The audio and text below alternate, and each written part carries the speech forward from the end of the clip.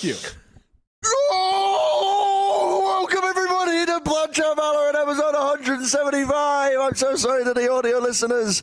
I'm in an unknown location, and I'm sitting back and relaxing and chilling. And it's the Super Week, so we're all exhausted. Josh is trying to evade his taxes. He can't do it in time. I'm not trying to evade my taxes. He's trying to evade his taxes. We got beYn who's here, hasn't slept. It's 5 a.m. in Korea right now. Yeah, that's why I moved to Korea, so I could evade my taxes. Yeah. Yep, exactly. And Chobra as well. Will, thank you for joining us once more. Thank you for filling in. We got a hell of an episode. Hell of an episode here today. And we're going to start with the elephant in the room, which is we don't know anything about the games. We don't know what the hell we're talking about. I'm getting real close and intimate to the camera here. The Plat Chat guarantee, what are we, 7-17?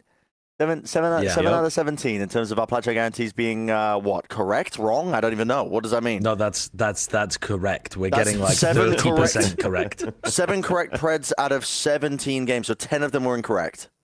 Yeah. It's pretty incredible. That is insanity. That is insanity. Shout out to this guy, Useful Description 90, for compiling all the data. I love it. I love the stats wizards who watch our show and then they compile little data, little tidbits like this. Yeah, we are sitting at over a majority of our Preds being wrong for the guarantees, and this would have been even worse if beYn, you didn't go Team Secret. Yep. That would have been even worse. That would have been a guarantee. And if I didn't go DRX over Gen.G from the previous episode. So if we get guarantees this week, we've got to deliberately break them. I mean, there's just... I mean... I almost voted scared of against that. what I expect to happen just to break it. Like, I mean... Or are the upsets over? Because the upsets might have just been contained to like a couple weeks. Super week, right? Like this week. This week. Yeah, I feel like it has to be, especially for Pacific. There shouldn't really. I mean, I probably shouldn't be saying this. But Perhaps if we human sacrifice Asurai, we will be able to restore normality to the world. It's possible. I'm just saying we should keep the option open. He sold his soul for sure. Like, Dude, he did something unholy. He was cooking something up because he was always going for the underdog Preds, and now he suddenly switched to... No, it was like it's so funny because after, by like halfway in between and after the first smash of week 3, or of day 3, I see him just sitting there. He's like, "Oh no!" And he just realizes the power that he's had the entire time, and he's like, I have to really watch out what I'm doing from here. He was just going scared a little bit. The underdog picks the entire time, and then now that he started predding right, he started predding the actual what do you call the like opposite of an underdog? Favorites. The overdog. I don't know. Let's get the show started. Let's start Pacific here. Let's open it up. ZETA Division. Let's talk ZETA Division. Now, as it's the America Super Week, now I haven't been privy to many of these games at all. I watched a little bit of the DRX Gen.G game, but what the heck is going on with ZETA Division? They're chopping and changing with the compositions. What's happening with this team? What, are they even in playoff contention? I don't even know. Yes. Give me up to They're grip. 2-2. Yeah. They have to win. They have to win their upcoming game. They have to beat T1. I believe And then DFM is the only couple one other that's like things have to completely happen. out. Yeah. DFM's done. But they have to win, and then a couple other things have to happen. Like Bleed and G both have to lose, and then like Talon maybe has to lose, and then Talon has to lose for sure. Yeah, Talon has to lose. Oh God, and then they got to get map these differential. groups- It's insane. These groups are just as messed up as the Americas, really, aren't they? Yeah. I mean, it's just this format is whack. It's so whack because there's a chance that either Bleed, T1 or GE could make it. Yeah, they just need that second win. No, it's totally possible. But also, it's been so strange because do you remember that T1 had the worst schedule of all time? Like they had to play 2 matches in a week, then another 2 matches in a week. So they played 4 matches in 2 weeks. And then they just they lost them, almost all of them. And then when they finally had some breathing room, they then just lost to Talon. So they're like 1-3, and then they tossed it away when they arguably, like the form that they were in for kickoff if they hadn't been mentally boomed by all the losses, I think they should have been favored in the game against Talon. So what's going to happen with them versus ZETA? Who knows? Because ZETA have been like a gatekeeper team as well. I have no idea. I have no idea. I mean, no, I don't know. Dude. I mean, we can talk about that later if we want, but I think they'll win that one, and I have very strong reasons to believe so. But I mean, now's the time to talk about ZETA division, though. Like, have they? So they've still been prioritizing the chamber picks. Sort of, yeah. I mean, they did bring it out on Split, which I think is fine. The Yoru though, like, so they brought Yoru, Breach, Astra. Fucking, it was. Oh, sorry. We lost it. Oh my god! I think we're 5 minutes in, right? Yeah. So this comp is just bizarre, and it's like the Yoru just didn't work. Like they bring it in, and it looks kind of okay in the first couple rounds. They have some cheeky little plays set up, but they're all like close contact plays. They're not getting really deep with the gate crashes. Like then they just start using the fake gate crashes at mid. I think to just keep like a player in place there while they either go, you know, B or A main and then make their executes from there. And it just didn't seem deep enough. Like it seemed like a good idea at the time. And when they brought it out, I was really excited. I'm like, oh, they haven't played Split since LCQ of last year. So I'm like, okay, this is going to be workshop. This is going to be great. And after like 4 or 5 rounds, it all just kind of fell apart. There just wasn't much depth to it. Do you really expect them to beat Gen.G though overall? I feel like ZETA have been one of the more boring teams to me because they're beating the teams that I would, you know, like some of the middle of the pack or some of the teams that are struggling, and then they're losing to the teams that are actually hitting. Yeah, I mean, I don't think you would have expected them to necessarily beat Gen.G, but I agree with Paper Thin in that I actually think this comp has more legs than it showed. And I think it's actually, in theory, it's a pretty good comp against Gen.G, because what we've noticed from Gen.G is that because of their patterns on rotating, you can actually force them to over-rotate, although they always try to avoid that. And, I mean, this comp has everything to force over-rotates, right? You've got Yorus, you've got Chambers, you've got Astras. I mean, this is, you got Viper. Like, you have every Asian impossibility to make them overreact even if they don't intend to. Like, you can really sell your ideas and still have extra time left over. And they just didn't utilize it as much. Even if they did, would they have beaten them? That I don't know. But it would have just been nice to at least see that come to fruition. But again, obviously a big part of it is that to sell some of that, like, you do need to at least not die, right? You don't necessarily have to get the kill on the first contact as like a Euro chamber, but you have to make sure you're not dead, because otherwise the whole idea of using the map doesn't work because you're dead. So that's the unfortunate part. I personally, like, I agree in that when I saw the Asian picks, I was like, okay, cool. Like, I think they have an idea, whether it works or not. They have an idea. I think they recognize Gen.G's weaknesses, etc. And then it's just, we ran out of so much gas regardless of the score, where it's like, oh, this just isn't that exciting to watch anymore because I'm not seeing anything new. And Gen.G just kept ratting. I mean, they were just hiding in the cubbies behind boxes and stuff, and like ZETA just kept falling for it. Like they were just dodging flashes or turning flashes, and then ZETA's just like walking right by them and getting shot in the back and stuff. I mean, it just wasn't well thought out. The breach utility wasn't good from Hirodon. It just wasn't on point. He wasn't landing many impactful fault lines. There were a couple in the beginning again that weren't too bad, but it just didn't feel fully fleshed out. It was a good idea that just didn't have, like Will was saying, it didn't have enough legs. Well, they played them close on Ascent, though, right? Very close. Went over. Yes, they almost won. So there is hope here for ZETA. Yeah. Like if because right now I'm starting to look ahead for the Shanghai teams, the teams that are going to be attending Shanghai, and it's the top 3 in each region. And Gen.G should have been a lock, but if they're barely squeaking out maps versus ZETA, surely there's some danger there, no? I think so. I don't think so. I don't think so, because they're going to be top seed in their group almost certainly. The top seed is an absurd advantage because you're playing. I assume it's the same format as America's. Actually, I guess I haven't checked for all of the different regions. Click the playoff tab. But I'm pretty sure it's like that, where the upper seed only has to win one match to be guaranteed top 3. Yeah. So Gen.G are going to get an opening match where they play against somebody that's kind of... They're probably going to play another game against a team like ZETA. It's going to be like a ZETA, or maybe it's going to be a... I mean, or a Talon, maybe, something like that. And they're going to be fine. Do you want to put anything even if on they the lost line? it, they're going to be fine. Anything on the line? Any houses? Any tattoos? No, can't I give an opinion without having to back it up with some weight? I mean, hey, you're safe on your first one. I think you're fine to make another one. You've been pretty on point. Yeah, go for it. What could go wrong? Yeah, well, I'll drink the rest of this water if Gen.G don't make it. Oh, we're getting crazy on Plat Chat. We're getting crazy. There is like one round that I would, and Kurt, it's in the document, but I can send it to you on Discord as well. But there is one round I like to look at that, like, it gives you hope and makes you extremely upset at the same time watching ZETA. And so this is in overtime. Oh, it's overtime. Yeah, Yay. it's Everyone's favorite the overtime ZETA round. So ZETA got here on, frankly, a little bit of BS.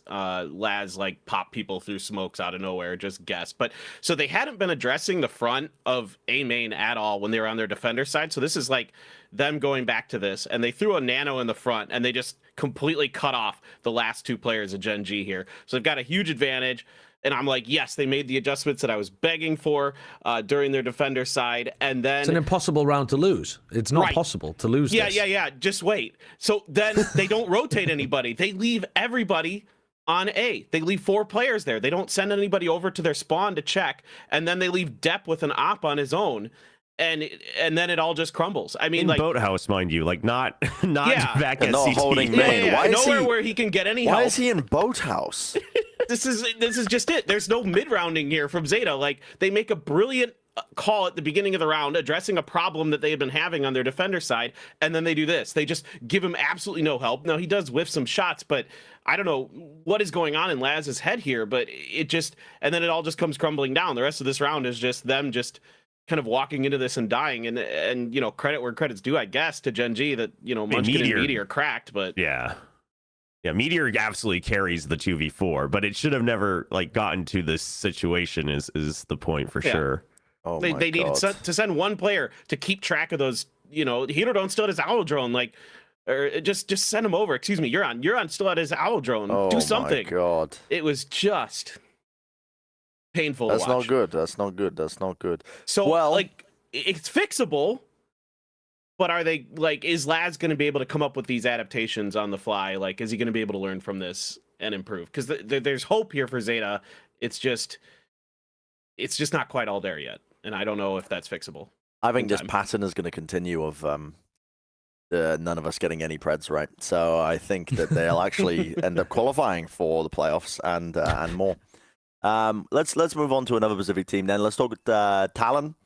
Talon are an interesting team, to be honest, as well, because their coach, I don't know if anybody saw this, he just like was openly shit talking his current team on Reddit. Let me try and find a link to this, man, because when I was reading this, right? Yeah, put the coffee down and find the link for me, Brian. Yeah, let me hold on. Let me. Wait, I saw this as well. About? It was you saw this, Josh? Yeah, I saw it. It was something about, it was the Furia like speedrun thread or something like that was posted to Reddit, because Frost used to coach for Furia last year, and he said something like, I would have won a title with this Furia team if they could just get out their own way. Now, starters, no, you fucking didn't. No, you were nowhere near winning a title with that team. You're absolutely smoking. And then he said something like, they had so much more talent than the current Pacific squad that I'm with right now. Why would you say that on Reddit? That's a fucking silly thing to say. Insanity, isn't it? Hold on, where the fuck is this? And then he was talking, and then he was saying that Dajazine is not the answer, and he's annoyed that people seem to think that. Okay, I found it. I'll put it in the thingy, not in the document, but in the thing that we're in right now. Yeah, dude, this is insanity to be posting this. No, like saying better than your current team, just like I don't know. I don't know. It's. I think so. I think so. I think that's absolutely batshit. If it's in the comments section, this is insane. It's I would have won another title with that team if people could get out of their own way. That team was, I can't quite read it. That team was so much more talented than the roster I currently have in Pacific, and it will go down as one of my biggest regrets. It is what it is, though. I see the Digizine chatter everywhere, and in my opinion, he is one of the biggest reasons it all fell apart. We're getting into America's territory here, but I just had to set the stage with Talon's coach Frost. I don't know. That seems ludicrous to type online to me. Wait, are you telling me that the team that he used to coach had like personal problems? Wow, I wonder why. Wait, no, he must have been making it better, though. This guy looks like he has really good communication skills. He must have been making the situation better.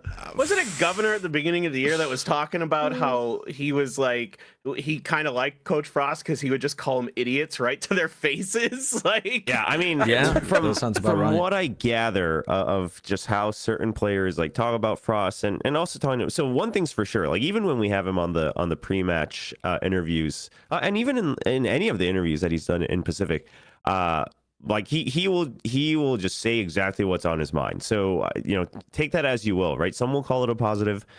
He will say exactly what's on his mind, and he'll always give you more, right, to really deliver his message. Now, I've known in other games too, the type of what some would call, maybe a little toxic or a little too harsh. Like that type of coaching works for certain players. So like I'm not here to judge whether it's working for the current players of Talon or not. Obviously, I would say that so far result wise it is, right? I mean, I think they're playing better overall. I think they are one of the teams that's showing mostly improvement week to week. Well, that's fantastic for Frost that he's found a squad of players with a humiliation kink. That's great. they turn up in their matches. The more he fucking dog walks them on Reddit. No, that's phenomenal. I bet that was part of the scouting process. He just berated them while they were playing and see whether they perform better. Yeah, great stuff. Well, they've got the wins that they've been not necessarily expected to get, I suppose, but they've got the most winnable matches they've ended up overtaking, right? T1, GE, lead. They are the biggest benefactors of the fraudulent format. They have capitalized on the fact that the group that they're in is got all of the teams that are performing right now, and they've got matches against DFM, Global, and a bruised, battered, and dejected T1, who really should have put up more of a fight and just have fucking been practicing origami, I think, because they folded. There's a lot of problems on that team. It's a tragedy. This T1 roster is I'm actually like, dude, to steal one of Frost's comments there, my biggest regret, believing in T1. Hey, they were so good at the start of the year. Me too. I'm right there with you, dude. But I think it was the format and the schedule, man. I think that it's just so brutal. It's definitely part of it. I would agree it's part of it, but the more I look at it, I don't know if that's the core thing, right? Because here's the thing, is that Talon beating T1, I don't think was necessarily T1 being so dejected. I mean, they're just coming off of a very feel-good win against RQ in the previous week. And they had plenty. Their remaining schedule looked like they should be locked in for playoffs, right? If they just beat Talon, then it's ZETA, right? So in all honesty, they shouldn't. Sure, it's going to feel bad after the first couple of weeks, but they changed their IGLing to Excure it. Looked all good. Now, what's funny is before that match, we had Frost on the analyst desk, and he said, he specifically said, listen, we asked him about, hey, what do you think about Excure? Its calling is gonna kind of mess you up, etc. And he just says, I mean, listen, this guy used to call on CS:GO, like that's where he comes from, or on CS, and that's where he comes from, and obviously he hasn't been IGLing in Valorant, right? He's just stepping into it. So how is he going to call on a 3 bomb site map? How is he going to deal with that? We're really going to mess him up, especially with the comp that we have. I think the comp that they had was really good. I mean, you can actually play the first clip right now if you want, Kurt, where the comp itself was like the neon and everything. It not only targets the chamber, which is obviously what T1 relies a lot on Excure it, but also if you're denying Excure it, who is now IGLing, and then you're able to rotate around the map a lot quicker, things like that. It's overall very good. They also have just a lot better coordination and decision making, like this post plant, where they actually get someone picked off on the rotate, but then they decide, okay, we're gonna go onto the A site, and Jitboy's paranoias stairs so that they have another opening rather than just trying to hold off the main force that they know is coming from heaven, right? That way their members on rubble are free to just look for the lurk and always come back in. That way you can still just have people go back into tree off of rubble as well once they take over the site. There's just a lot more thought into it and a lot better prep against T1. I don't know if it's necessarily just T1 having their own problems that caused this loss. Yeah, I agree. I think Talon has a lot of like really interesting ideas. They have some of the most interesting ideas with Omen out of anybody in terms of using the ultimates and things like that. Like before, when they were using the Fade, they'd use the Nightfall and the lack of sound to set up Omen TPs, and like even then, like, you know, they're doing a really good job with it. I mean, it helps that Jitboys was playing out of his mind as well during this game. And I mean, Cruz is calling a really good game. He's working the map really nice. I'm very impressed with how they're able to change comps week to week and come in and still look really, really good. So I think, yeah, there is something to be said about T1 kind of falling apart. I think mentally they're not quite all there right now. They seem to be frustrated on stage often. So that's definitely part of it. But Talon to me is just right now having some really good ideas, some good reads, and it helps that Jitboy is the most clutch player we have in Pacific. So that's getting him over the line as well. Dude, Jitboy's always been the most clutch. He's insane. Yeah, he's always been a nasty player. Someone just breathed in sharply to add a follow-up point. Who was it? I was going to add a follow-up point, but to be honest, I don't know whether it's even worthwhile. My biggest issue with T1 is not even how they're playing in the games, is that I think they have just mentally crumbled earlier on. The fact that they've even changed the IGLing around, that to me is just instantly a sign. Like, you don't change your IGL unless you're wanting a complete refresh of the way that you're playing the game. You know, people don't just hand it around when they're winning. You know, people, it's not a thing that you do. So the fact that I think they used to call a really good macro game on Lotus. I thought that they had good setups for it. They looked like they were there with Gen.G as being one of the teams that understood the macro on the map super well at the start of the year. And I found it to be very disappointing watching them in this match that they didn't have the baseline or the adaptability to be able to deal with what Talon were throwing at them. I just expect more from this team, and I think that they've kind of made things more difficult for themselves by losing belief because they just got trolled with the schedule. Because they did have a hard schedule, right? They had to play back-to-back matches like 2 weeks in a row. Yeah, I mean, there's no doubt the schedule was the hardest, hit with right? DFM. They had to play back-to-back, and then they got boomed by DFM. And outside of DFM, they still had to play the tougher opponents early. I mean, it was rough. It was rough, that's for sure. There's no discounting that. I mean, their opening match was Paper X with Jing back in the fold. You know, they had to play DRX in Link 2. And, you know, they still took off a map off of DRX, you know, so obviously individually they're there. I mean, I agree with you. I agree with you, man. I get flamed so much for trying to hold on to the copium for this team, because individually on that roster, like, this team should be pretty goated in Pacific, right, for T1. And the way they were performing in the off season, the way they were performing even at kickoff, like the form in which they were in, they looked solid. Yeah, I mean, it almost felt like them losing to Paper X in kickoff 2-0 was kind of the trial by fire that some of those players needed to finally upgrade into a solid top 3 team. You're thinking, like, Isu's crying on stage. You're like, all right, that's what you want to see in a winner. He's going to come back. He's going to be hungry, and he's going to freaking lift that trophy in Pacific this year. And then they're potentially just not going to be in playoffs.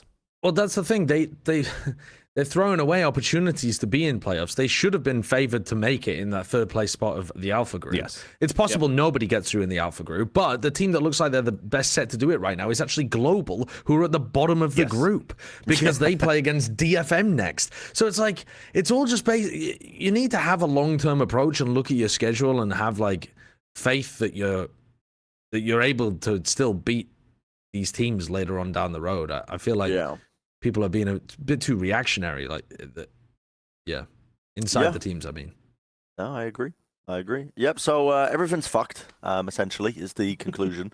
I'm looking at the group. But the real news here is DRX back. Now, I didn't come up with this title, this topic title. DRX beYn is the Korean Zellsis. What does this mean? Who put this in the Runner show? That's me. That's me. What And does it's not this just for mean, the SEO. Will? This is legit. So we've been talking about how beYn seems to really be bringing up the tone and the attitude of this team. Like they're smiling. Buzz has talked about it. Like Buzz has hinted at it that he's making them laugh. And I was actually on the Korean analyst desk for Gen.G versus DRX, and we got to have Termi on there pre-match. So we were talking about beYn a little bit. So then I had a follow-up question to him. I was like, all right, some of us are thinking that he's having a similar impact to what Zellsis did for Sentinels, you know, both in and out of the game. And I'm like, would you agree? And Termi just goes, yeah, no, I would agree. I would rate him, you know, with that impact that Zellsis had both inside and outside of the game. He like really helps bring up the vibes, etc. And it's just super clear. Like it's very clear. And I think the important part here is credit to Zellsis as well. It's both inside and outside of the game, right? So if you want to play the first clip, Kurt, you can actually just play these back to back. I mean, this guy, first of all, is having impact kills. He's having impact kills. He's having impact rounds. Yeah, I mean, he's got some crazy multi kills the way he holds on to certain sites. I mean, I believe this is where the match ends or the map ends here against Gen.G on beYn. And we don't even see it, right? We will never see this because it wasn't even caught on the replay. But he just anchors on the site and he gets a 4K, and then he just pops off afterwards on stage, gets up right away, like hugs his teammates. And then if you want to, once we can see the celebration as well, if you want to play once the celebration comes through the next clip, like we won't get the audio here, but he is like screaming to his teammates after big plays.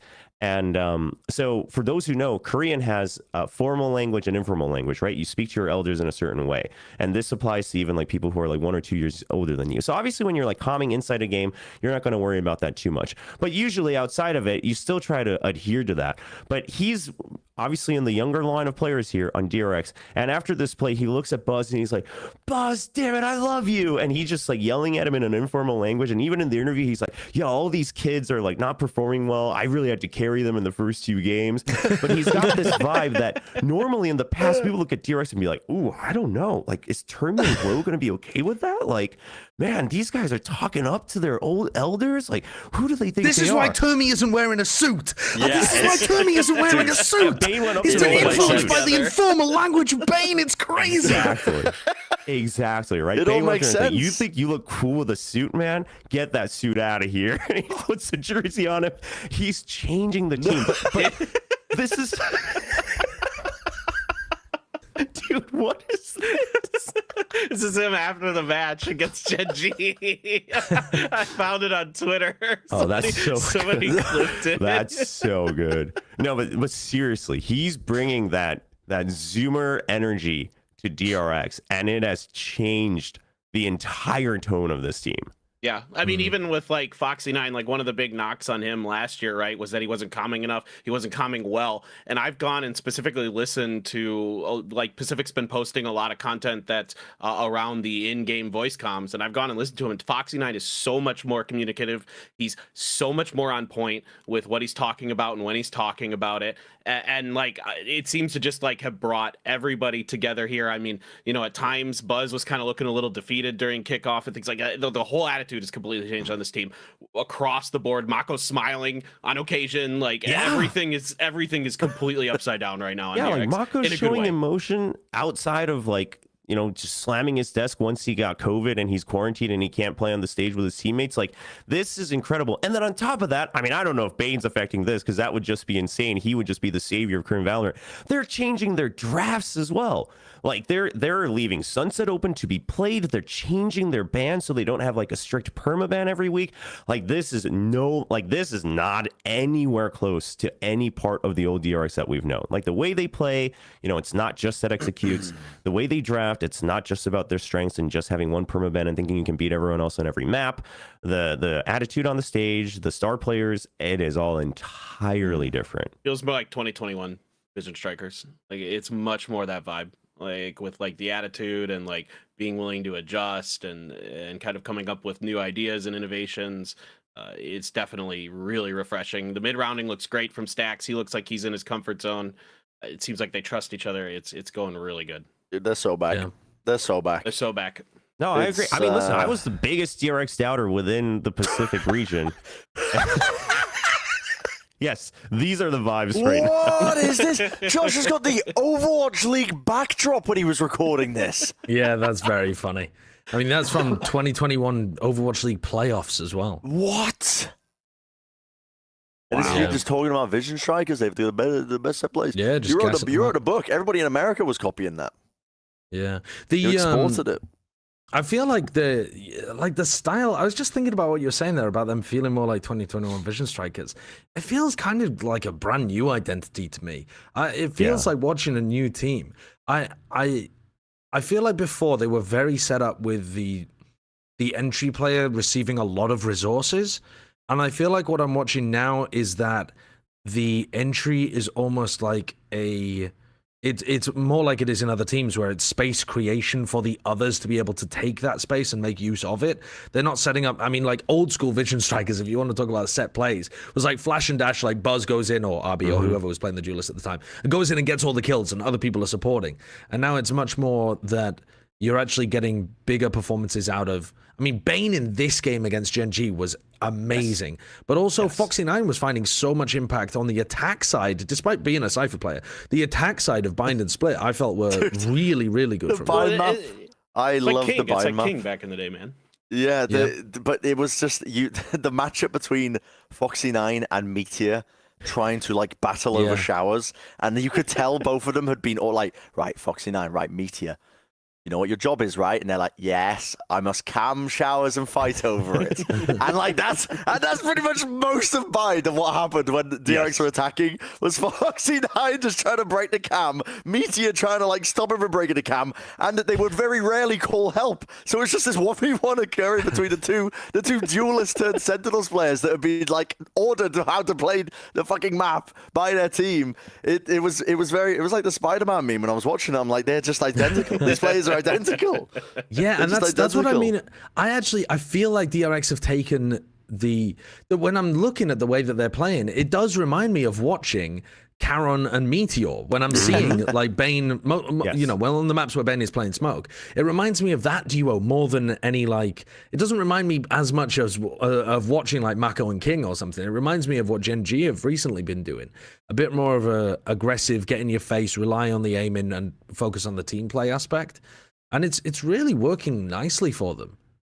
Yeah, no, I would agree. I agree. And the reason I think this is even better is because I've always thought the greatest strength of Buzz was actually space creation, right? Like he knew, even when DRX was doing just set plays, like he knew how to have impact by creating space if they were down like 4v5, things like that. Dude, this... He found it. This is the perfect round I mean, for it. this happened so many times. Yeah, I mean, this is the entire map. Oh, it's so good. No, I've been enjoying this new era of DRX though. I think that they've just been Mako on the Viper as well. This guy is so intelligent when he's playing smokes, and he has a really great understanding of the timings, so that he doesn't get punished. Yeah, the new role swaps look really good. The new team looks really good. I mean, the only thing that they've got not going for them is the fact that they've clearly they've made these changes quite last minute, so they don't have a lot of, you know, I don't know, like a set play to bring out when. If you spot a weakness on the map that, you know, oh, this player's playing here, we can pull this out. They don't really have as many of those, but they've just been slow defaulting. It works really effectively, and focusing on what you said, Josh, like just the team play, making sure that they can play off each other. Yeah, works. I think my concern with DRX is that they've got like really nice ways of setting themselves up with advantages in the rounds, but they tend to play comps that aren't that great at execing once they get like stalled out. So I think when they come to an international event and they play against good teams that are able to, or even after you've watched more of DRX, even it doesn't have to be the global teams. It could be the Pacific teams too. Like for example, the way that they play around the orb on split B main and that kind of thing. They have like set ways that they try to create advantages that aren't just big executes. And I feel like I don't know, like, especially when we're watching a lot of Bind recently, the exec comps are so crazy at the moment. Yeah, they are. So They're ridiculous. If you force the timer to tick down on DRX, are they really on Bind doing a huge amount with solo initiator KO on their attack side? And I feel like there's weaknesses there with what they're doing that the other Pacific teams are not exploiting. But DRX have been very creative with the tools that they're using. Yeah, I would just to tag on to that, I would agree, but and this is crazy because again, I used to be the biggest DRX doubter in the later half of 2023, but I actually think it's a matter of they just haven't been tested where they had to show it. I feel like with the way they're playing, they surely must have a bit more. And also, I mean, part of it is probably, like you said, because of the last minute changes they need to make, they're just focusing on what works for now. But I don't know if it's so much a matter of they'll fold if they get challenged to that point. I think they will have at least a couple extra layers. My only concern is that they don't really have, like, if the meta does get away from them, like, let's say that running no Sentinel comps, double initiator, double smoke, duelist, it becomes like the standard thing on bind in the next month leading up to Shanghai, and this is like how you get big wins. They don't really have a place for Foxy9. Like, Foxy9 has become this hardcore Sentinel player on the team. I don't really want to see them try to move him onto something else because he's becoming a good Sentinel player, and I think it took him a long time to find that groove. So, you know, I don't think they have as much ability to flex the roles around in terms of playing double initiator, double smokes, but it's not as relevant on other maps apart from bind. Fuck it, we Pacific, we ball. Get out. Like, we're just gonna show up and win games we shouldn't. Like, that's how we do until we get to best of fives. Then we're in trouble. Yeah, and then we lose the games we should be winning with the double map advantage. That's just what we do. Yeah. Okay, well, I need an explanation from somebody here for this next segment, because let's shift it along. Yeah, what's going on with Team Secret and PaperX? Any knowers here? Any knowers? They're popping. Yeah, They're popping. Like Team Secret are popping? Well, they've played Team each other Secret a are lot. popping. Yeah, I mean, they've played each other a lot. And it's like called the APAC El Clasico for a reason. Like, these two have faced each other a bajillion times. And Jesse's got a really good read on Team Secret, or I mean on PRX. He said it in the interview afterwards where he's like, well, they're just W key gaming. They just go at you. They don't really rotate around the map. So I just play around that. But it's a little bit more than that. He does a really good job when he's on Sova, obviously, getting utility, keeping track of PRX's movements, and making sure that his pieces are in the right places at the right times. And it makes it easy for Jeremy, in particular, to just go kill. Like, he just sets him up so nicely with the info and the timings and the positioning and everything. They logged playoffs with this win, right? Yes, Team Secret is locked in. Yep. Dude, that's. They could even be first seed, actually. Valorant isn't real. It's not a real game. They've got a really nice idea of what they want to do against PaperX. Like, one of the biggest things that I took from that post-match interview as well is that Jesse was just saying we kept reminding ourselves all the time, they're going to swing us. They're going to swing us. Keep your gun out. They're going to swing us. And I think that they just. Like, the fact that they were constantly thinking about the way that their opponent was going to play, they were so ready for what was going on. I was watching this game and I was like, PaperX, the spacing is so off. You're not in positions to trade each other out. And then I was sat there for a moment and I was like, but that's just normal PaperX sometimes. Like, some games, PaperX have clinical, the ways that they play off each other. And they hit all the shots as well, and it just looks perfect. And then there's a good chunk of games where PaperX are sloppy, but they just win all the duels anyway, and so they win the game. And this was one of those games where they're sloppy, but the opponent that they're playing against is ready for them and winning the fights. And so it was, I mean, you want a muddy men game? This was a muddy men game. I do love a good muddy men game. Every single game that was supposed to be a muddy men game, oiled up, slicking around in the pool, it hasn't been living up to the expectations in Americas. They've just been one-sided clashes, or like the games that have been, I don't know, what it would was EG this one definitely muddy? I don't know really. I don't know. I don't think this it was. This one was. This was pretty well handled by Team Secret pretty much from the get-go. I mean, especially on the Sunset, like, they immediately identified the lack of Sentinel on PaperX, and we're just flanking the heck out of them. Borka was getting free kills left and right on the back of site. Bren, you would actually be creaming yourself. Who were you playing?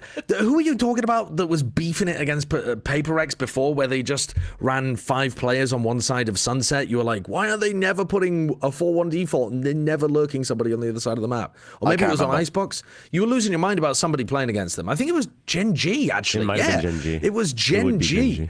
And they just need to look at a Team Secret VOD, because PaperX over-rotate all the time, and they've just lurked in on the other side of the map. And they just, it's not even like a fake on the opposite side. It's like a non-committal push, where you take space, and then you see whether or not you've baited enough rotates, and if you have, then you get the lurk on the other side, and if they were trying to play more standard, then you commit to the site. And it just ruined Paper Rex. There's a lot of teams there's a lot of teams that are running like they're either over rotating or just trying to hard follow sound cues to try and fight teams. And every time I think like, dude, if FNS didn't retire, he'd be fucking mopping up. Like genuinely, like just calling fakes and calling like these little plays as well. I think that play style is working so well right now for a lot of teams. If you can effectively do that, but there's not a lot of teams calling those kind of fakes. But teams that are like aggressively taking that space and vacuuming it up on the other side of the map and having Sentinel plays that don't shy away from it. That's where I'm seeing all the teams that are winning. And look at this round. Look at this round. They've just taken both sides of the map at once, and Paper Rex are trying to do a bit of a re-clear on A, but it's not like a coordinated set play re-clear. So that's where Paper Rex, the weakness of Paper Rex, where they don't have these great set macro ideas, they rely on more of the micro stuff. This is how you punish them. You force them into situations where they've just lost control all across the map, and they're not coordinated enough to re-clear it except individually. They get owned. I think one thing is obviously you guys talked about Jesse Vash referencing that they just need to remind themselves that they need to always be ready to fight. It's funny because that's what Coach Solo also said, what he reminded his team when they beat Paper X at kickoff, right? He told them that just trade. Like that was the only thing he told them. Just always trade. Like always be ready to trade. And Alex joked around when we were doing that like coach content piece. He's like, yeah, you're right. I mean, it's fairly simple. You just have to trade.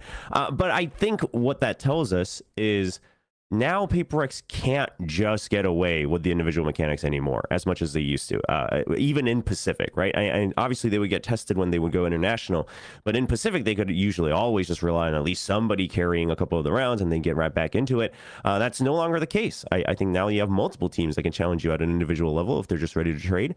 And now you're going to have to grow those macro ideas a bit more, have comps that are a bit more thought through, things like that.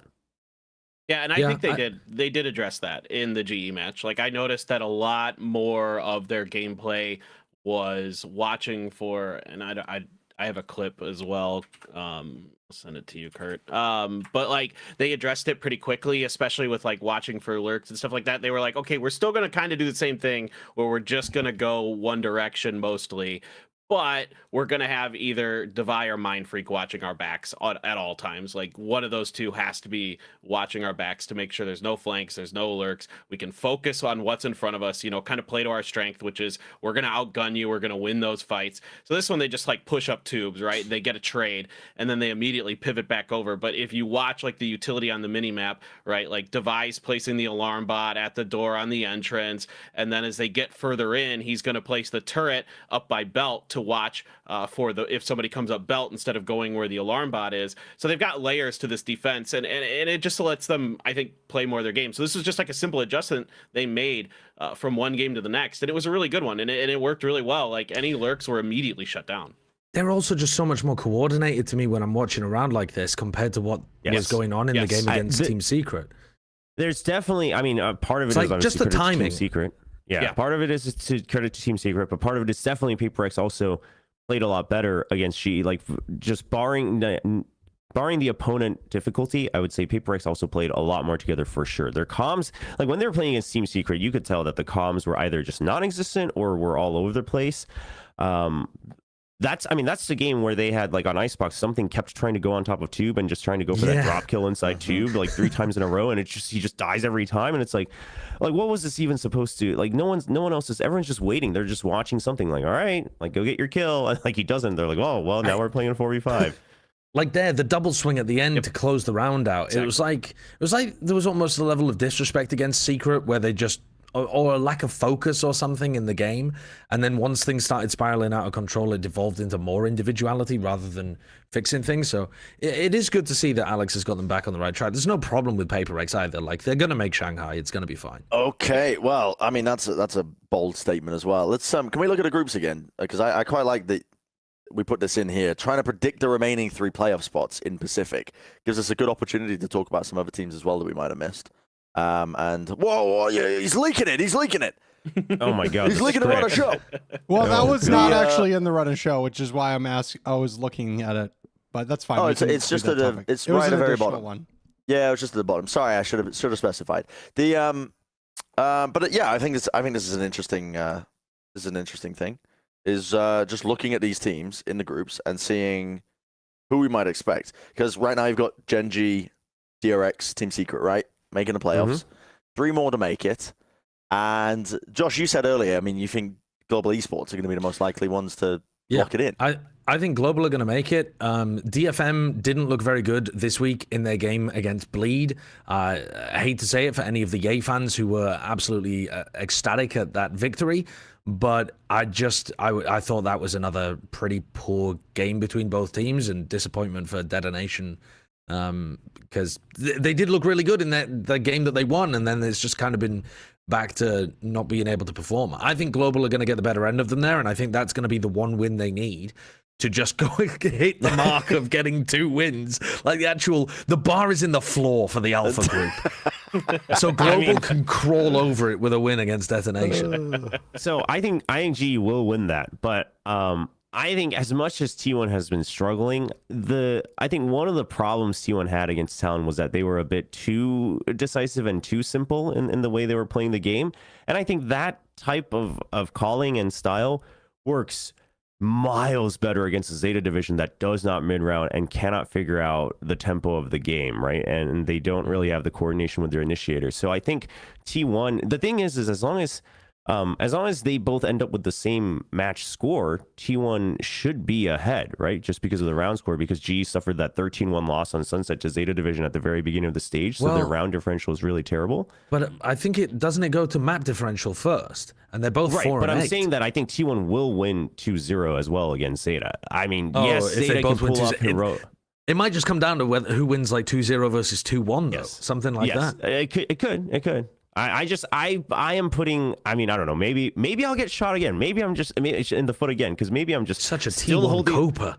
Yeah, dude, maybe I'm just still a T1 Coper. I'm ranking them lower now for sure, but maybe I'm still just a Coper. But I just think, dude, if T1 just say, hey, we go site A at, in the beginning of the round, and then 30 seconds in, we go site B, I think they still outcall ZETA, man, on a lot of these maps. And then the firepower should carry them through. By the way, Bleed still have 2 matches left to play, so you might be wondering, well, why are they discounting Bleed? They play against Paper Race and DRX. So I'm afraid the wall of red is going to begin again on the... I don't know, man. Ye's always been DRX's kryptonite. I'm just saying, DRX. Yeah. And there's Zest. He's gonna be playing for revenge, Oh, brother. No, I mean, you guys can talk about that in the pre-show when that match happens, but that doesn't look likely. Although we've scoffed and made offhand comments about a lot of games that's supposed to be one-sided this week, and we were wrong with the majority of them. So true. You never know. You never know. On the other side of things, what about RRQ? I know you love RRQ. Will. Yeah, Will, you go. No? No, there's no hope? I mean, dude, I don't know. Is there no hope? No, I think there is. The only thing is that Talon's actually, I think, just looking pretty much like really Talon's just in. the likely favorites to make it. Yeah, because even if they lose to in. Secret, I think they'll still be able to take a map off at the very least. And I don't know if I think that match between them and Secret is like a real 50-50. The only thing is that Secret actually, this match matters a lot for Secret as well, aside from the championship point, because if they do win, there is a chance if Gen.G like drops a map, loses to RRQ or drops a map in some way, shape, or form, depending on how the map differential works out, that Secret could actually take the first seed, which would be huge to go to Master Shanghai. So I think Secret will come out swinging as well. So I don't know if I can really favor one or the other, but I think even if they lose to Secret, overall, is there a world where RRQ would have to beat, I think, Gen.G 2-0, right? No, there's no world. There's no ZETA, in my opinion, have a better chance of going than RRQ, because ZETA play against T1, and so if ZETA are able to crush Chobra's heart one more time and finally extinguish the flame of Cope at the T1 facility, then I can't wait for the most RQ and T1, unlikely man. things Two to happen. teams that are just destroying my self-esteem this year, right? I mean, these are just two teams that have crushed my heart and soul. And I don't know. I mean, RQ, I'm not giving up on them just yet for the whole year, but for this stage, like I don't think they're making. You're just playoffs, leaving them man. on red for now. You're not. Yeah, that's the unfortunate reality, I think, with this format anyway. But let's go into the Pacific Week 4 match predictions. Are we opening up with the viewer preds, Kurt? Of that? Is that what this is I here didn't at the make beginning? it so we could show all of the preds that we did. We Okay. did 3 last week. All right. Well, viewers, yeah, we had you pred Bleed versus Detonation Focus Me, Navi versus Kamiko, and NRG versus Leviathan. You can guess the outcome of some of these where all of you predded. You predded Detonation Focus Me, and you were wrong, little Timmy. I'm sorry, but you still got a better record than us. You also predicted Navi. It was only just predicting Navi by 55%, which you did get correct, and 75% of you picked NRG over 11, and they got stomped. So 6-3 is the Timmy record. Still better than us, I will say. Still better than us. So Timmy, you're still doing well. Soon you're going to be taking our jobs. I don't know why I'm clapping, but let's get into the first match. It's Global Esports versus Detonation Focus Me. And this is going to be an interesting one. This is going to be an interesting one. No. No. Hello, India. Wait, we've actually, dude, not only have we actually spoken about Global Esports on the show for once, we're also predding them entirely versus DFM. I don't feel good about it. I think they're favored because DFM have, I think, only really showed that one Someone's good got to game. swap.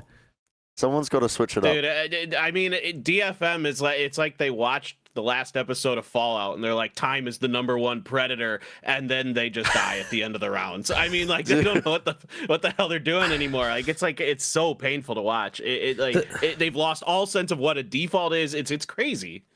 It's really the loss against Bleed that hit me, because the other games I could write them off as being like they were playing against good teams, but I'm literally like with my eyeballs watching the game and I'm not happy about it. It's rough, man. You pick, I swear, like almost any round out of this, there will be just mud littered all over the place. Yeah. Like watching the finesse co-stream of this match was very funny.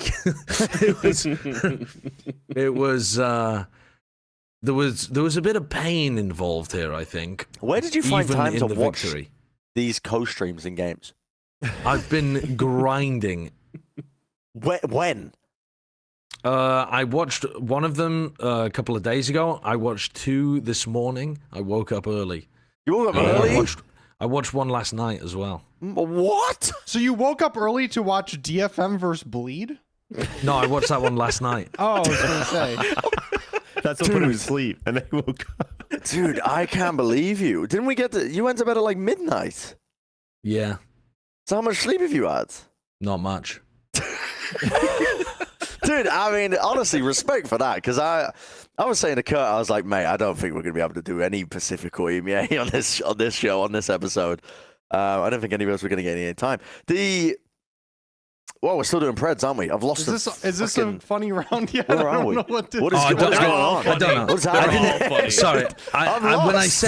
I said you could pick up any round, I didn't exactly mean it in a literal sense. I can't remember exactly We what also happened have to on this remember bonus that for every one of DFM. these rounds goes max time because DFM plays Yes. slow as hell. Oh, Dude, God, how are I'm they- so sorry for The you other guys. thing, the other thing here for DFM is it was very apparent even in the secret game, and I think all the games, even the game against T1 where they won, is that the real strength of DFM is that they know how to, if they do prep, they know how to prep their defenses. Their attacks look lost for sure, and I think if you're not able to pick up these attack and like get stringed rounds, you're gonna get against Gen.G look good. Yeah, and it's gonna look rough. And here's the thing: is that GE, if there's anything that's been a weakness for them, it has not been the calling this year. That I don't think has been the problem for GE at all. So I just think GE starts with a huge step up. The only way I see DFM really like convincing us that they're gonna win this is if May goes in and just without any support gets a triple kill every round, right? To me, that's the only way. Because even if he gets a double,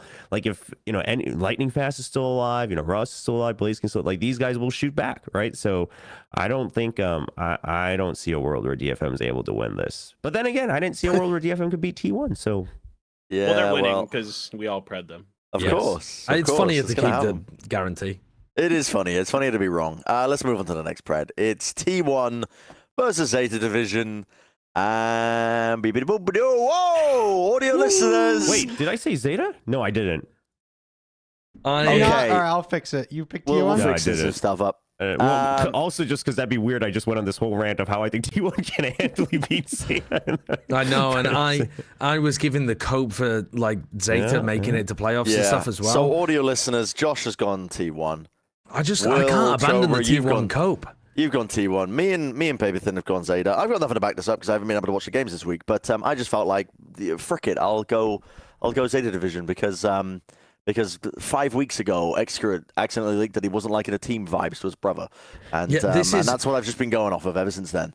This is my hope pred. Like, this isn't what I actually think is going to happen. This is my It's just hope hope pick for T1. That they pull it all together in the final moments Yeah. to make playoffs. They might not even make playoffs. Even if they win this? No, I mean, even if would they have to win this, it they might not 2-0. make playoffs. Yeah, they might Dude, not. that's tragic. That's a sad one. Does anybody need to say anything on this? I mean, we've definitely spoken to Def about No, it. I we've just think talked about Zeta it. has a few Yeah, fixable we've- problems. That's all it takes. It's some mid-rounding and they're good. That's all All I right, need. they're good. Just fix. Yeah, a couple Just fix that. of beers before the games, get the confidence going. That's what I say.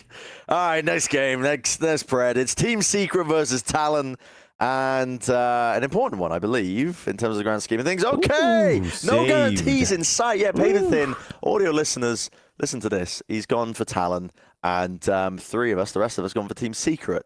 So what's the Talon cope? You just think that they got the source?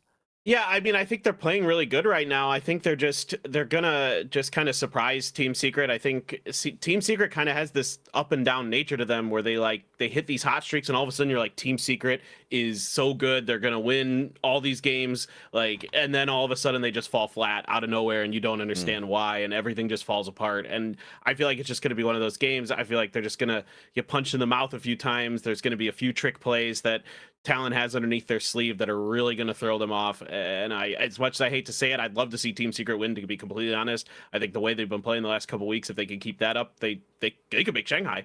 But I don't know. I haven't seen enough consistency out of them over the last 2 years to believe You've it. secured it with your pred, so you don't need to worry about that. Team Secret will be winning. You're welcome, Warbirds. I just want to put out there that for me, the deal breaker here was Jeremy. Right, and I still don't think we're talking enough about Jeremy, because this dude has been putting up crazy numbers in all their games. Like in that game against Paper Rice, he had 100% KST, obviously most of those kills. But I believe he's like top ACS. He's top ACS. He's top ACS. He's top kills per round. He's top first kills per round. He is right up there. He's basically tied for average damage per round with Buzz. I mean, this dude, he's in the top 5 for KD. Like, he is just mopping the floor as this primary duelist. And I think that's what Secret really needed.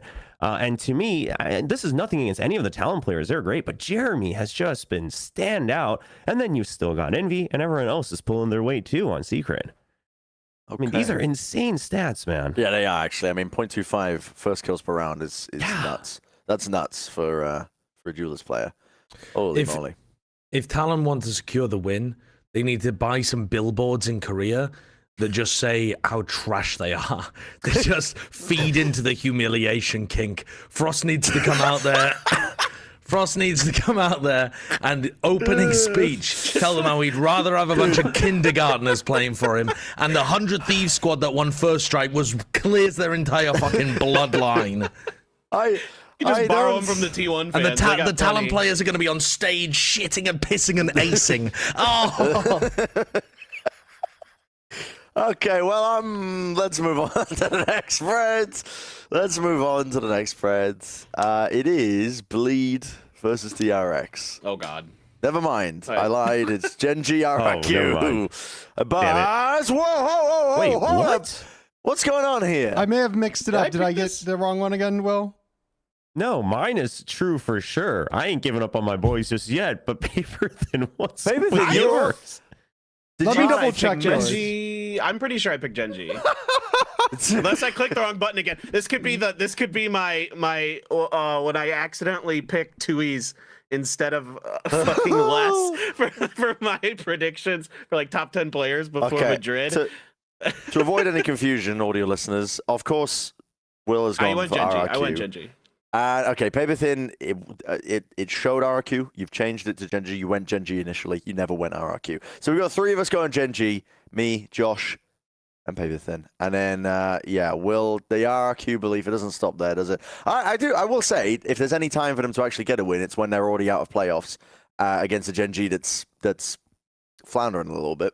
Listen, they're going to beat Gen.G. All right, they're gonna serve it right back to him. If RQ can't make playoffs, Gen.G ain't getting that first seed. You know what I mean? They're taking him down with them.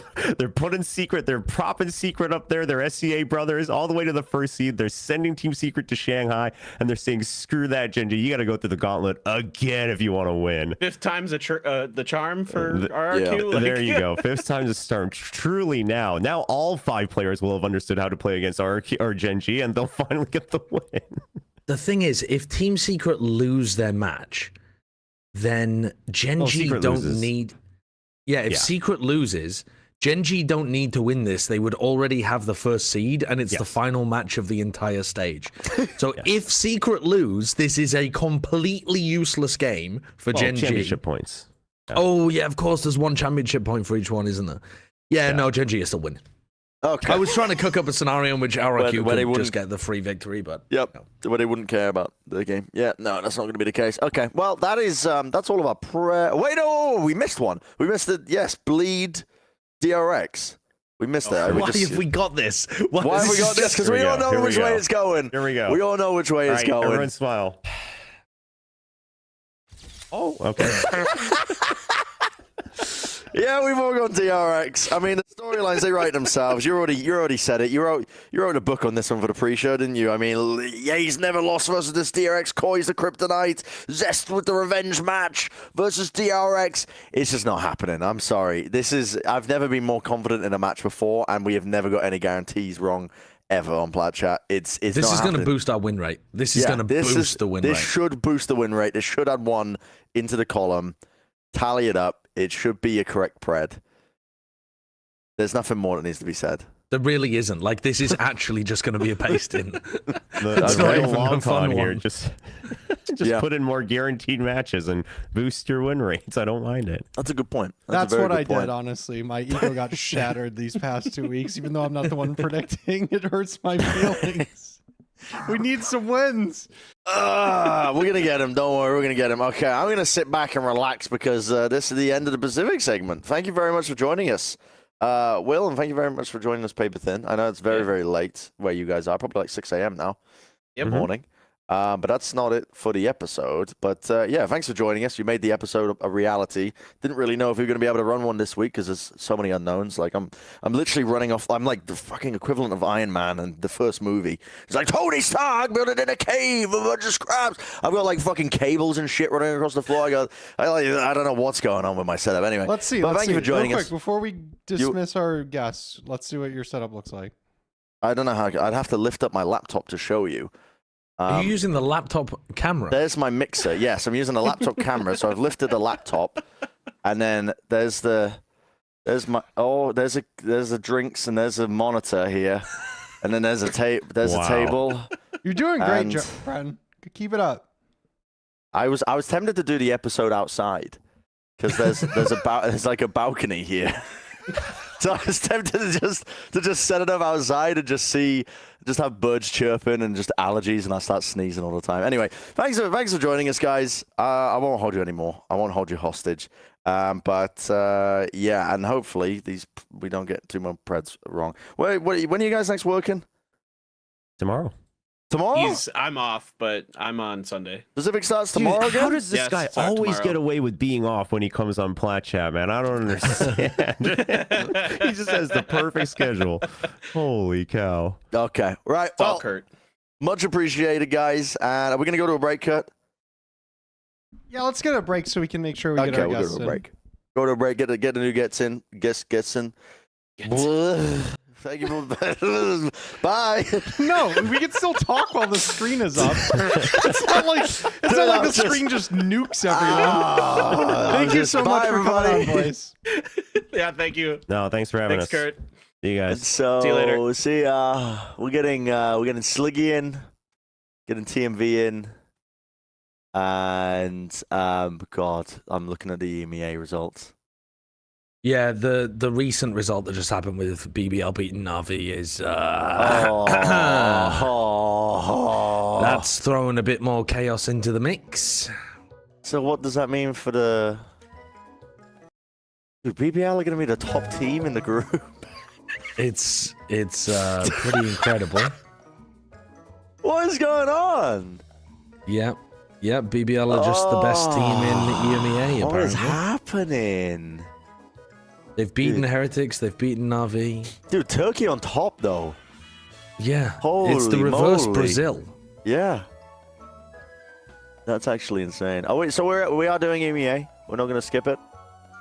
Yeah, well, let's do some EMEA. I've watched the EMEA games. Good, A few of perfect. them. Perfect. Not a lot perfect. of them, but a few of them. Perfect. That's all I need to know. Perfect. Perfect. Yeah, we could talk about BBL. We could talk about what do we have written down here? Heretics and Yeah. Gentlemates just shitting on Vitality out of nowhere. What the hell?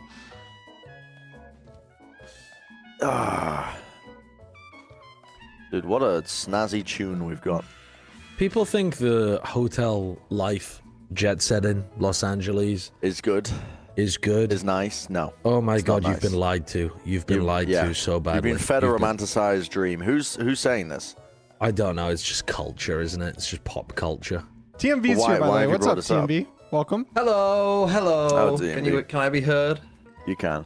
Hello, I can hear you. Okay, Can. good. Why did Good. you bring this up, Josh?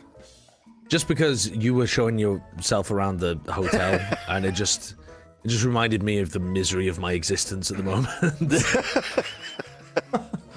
Yeah, dude, the hotel living is not it. Oh, wait a second. Coming out of the break, actually, I've got some lovely content for everybody. Oh, you Are do? you, why are you taking Oh. off your shirt? Yeah. No, I'm not taking it I off. can see your camera. Put it back on. That's gross. Why, Josh? Why are you taking off your clothes? Dude, put your pants back Whoa, on. whoa. Do you want to end the break early, and I'll do some stupid shit for the first 2 minutes? Are you gonna use it? Yeah, I'm gonna use my birthday present. He's gonna use his birthday present. Alice, get over here. Me and Alice got Josh a birthday present. Oh, Sliggy's here too. Well, here's the beginning of the EMEA section. I mean, we got Josh this lovely gift. It's a. I mean, do you want to just show them in the camera? Yeah, I mean, I'll listen. We're not sponsored by this company, but don't know if you can read this. It says glossy head lube, So we got him some. We got Josh some head lube, and then also and head slick. yep, the head slick. And the idea is, I mean, You- how he much should am I use the supposed what? to put on my head? Half of it. Oh, you should use a glossy one because it makes your head shine, apparently. Wait, why can I not okay. hit Bren? Okay. But can you use the razor first? Sliggy, Well, no, could you're you supposed to reconnect put real this on quick? a I can't shelf. adjust your. For some reason, I'm not getting your ingest on my end.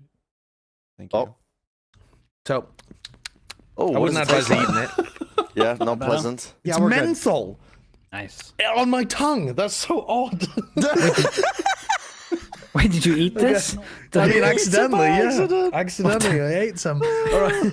Can you do a proper taste Okay, test? though? slap it up. I'm not really going to be able to hear you guys very well. That's You're fine. supposed to like Just- slick up your head. Yeah, It's already little- so bright. I feel like lube it's it gonna... up. Yeah, more. I'm not You sure want how more. much you're supposed to More. use. No, that's But probably like- enough, surely. You're supposed to slick your. Oh, my head is actually so slick.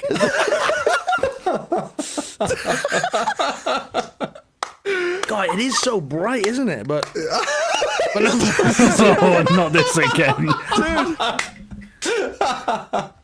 so you're supposed to like slick your head up like this, and then Lather it I up, think you're supposed to Lather it rinse up. your hands. and then two fingers But then in the hole. idea Two is fingers in the hole. Yeah. there's a little car. Whoa! We With got a- it. It's got a razor built in with the little car with the two wheels. Wait, I can't get the safety part off the razor though. Yes, the what? You got to start from the back of your head, Josh. Well, yeah. I know I've got to start from the back of my head. I've also got to figure out how to put this thing. He doesn't know how to get the safety It's got a thing plastic wrap on it. Childproofing. Dude, this is God's insanity.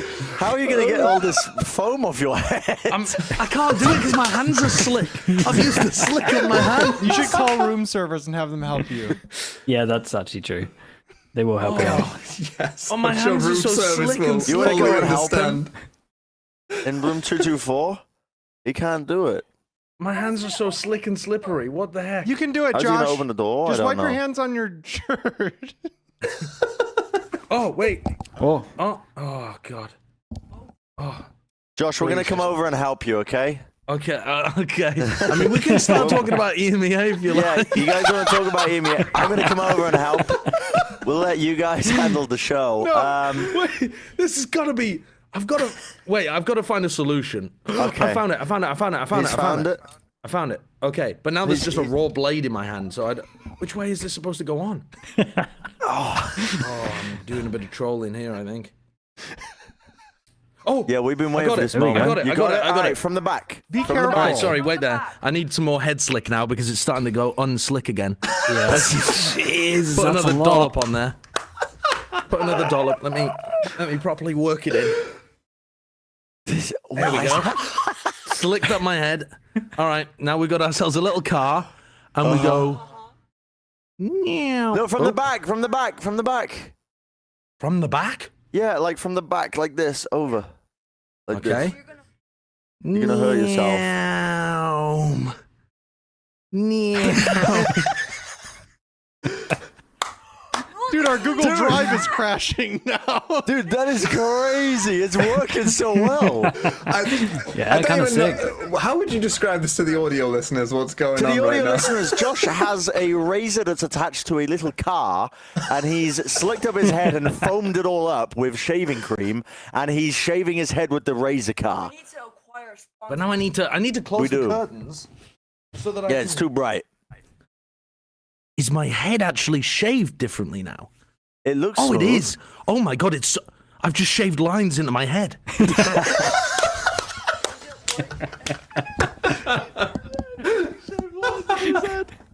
That's incredible. That's That was my analysis early birthday gift for him, because Alice saw it and got influenced online through an advert, and all the reviews were just dads making dad jokes, being like, "This is the best shave I've ever got, but don't do any drifts with it. Make sure you don't do drifts. It's a That's great sick. piece of kit." Yeah, that wasn't a sponsor segment, but it was a funny one. We can get started with the EMEA now that we've got that out of the way. We can start talking about EMEA. I don't know what's No, going to I- happen for the rest of the episode because the Google Drive just crashed. As you can see, the background loop isn't working. That's fine. We're running a show. Look at my camera Yeah, we're FPS. freestyling. The FPS on my camera is like 1. Okay. It's back up to something. Anyway, Look at that. is it? Look is at the it slick? lines. Oh my Dan. god. Wow, Nice. that's worked really well. Yeah, you should keep Yeah, it look like at this. the. You can tell the racing line. Yeah, you can. That's worked really well. Yep, I'm happy with that. Nice.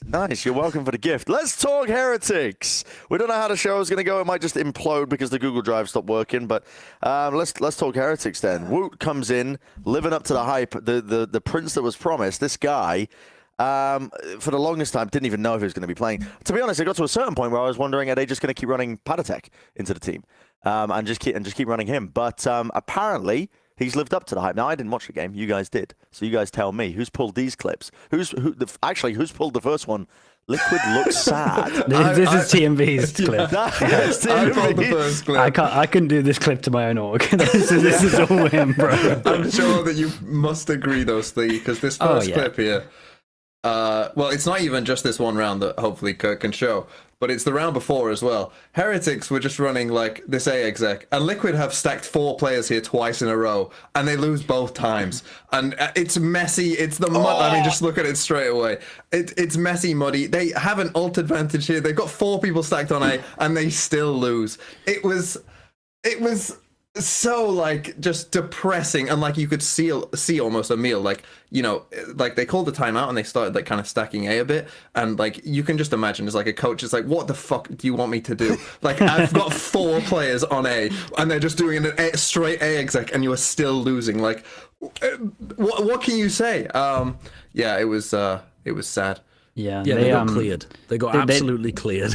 They did the same strat 5 times in a row. They literally just like, they can't stop our A rush. Let's just keep going. And then you just slowly saw more and more people and more util just get stacked towards A. And then we're just going to POVs, just seeing people whiffing, or there's a recon that still hasn't been shot. And I don't know if this guy's using a different recon for like 5 different rounds in a row, but every time it's just flashing them up.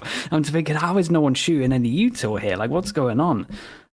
But yeah, I mean, the util was good from Heretics, but my God, it was pain. When you have 5 people that can't hold a small choke point, you gotta start worrying. You really do. Wu individually had so many big moments as well. Like he is cracked. He's absolutely cracked. He had crazy moments playing, what was it, Sky on Bind. He had ridiculous moments there on Sunset too. He just had so many spots where he was dominating with his rifle. Like, this Heretics roster is so scary. But this is not at the top of their back after the because Wu wasn't playing when they played BBL, right? That's the weird. That's what you're saying. That's the weird thing, is that BBL are at the top of the group, and there's a reality where it's like Vitality and Liquid might not make it. Oh, Fnatic might not make it. Fnatic are in Fnatic trouble. too, right? Fnatic lost today. Yeah, they're in real trouble, Fnatic. Dude, these groups are crazy, man. Yeah, I mean, it's so open right now. It's so open. Like BBL, the ones that are looking kind of confirmed, if anything. Yeah, they're looking great. They're in such a good spot. They got a game less than everyone else as well.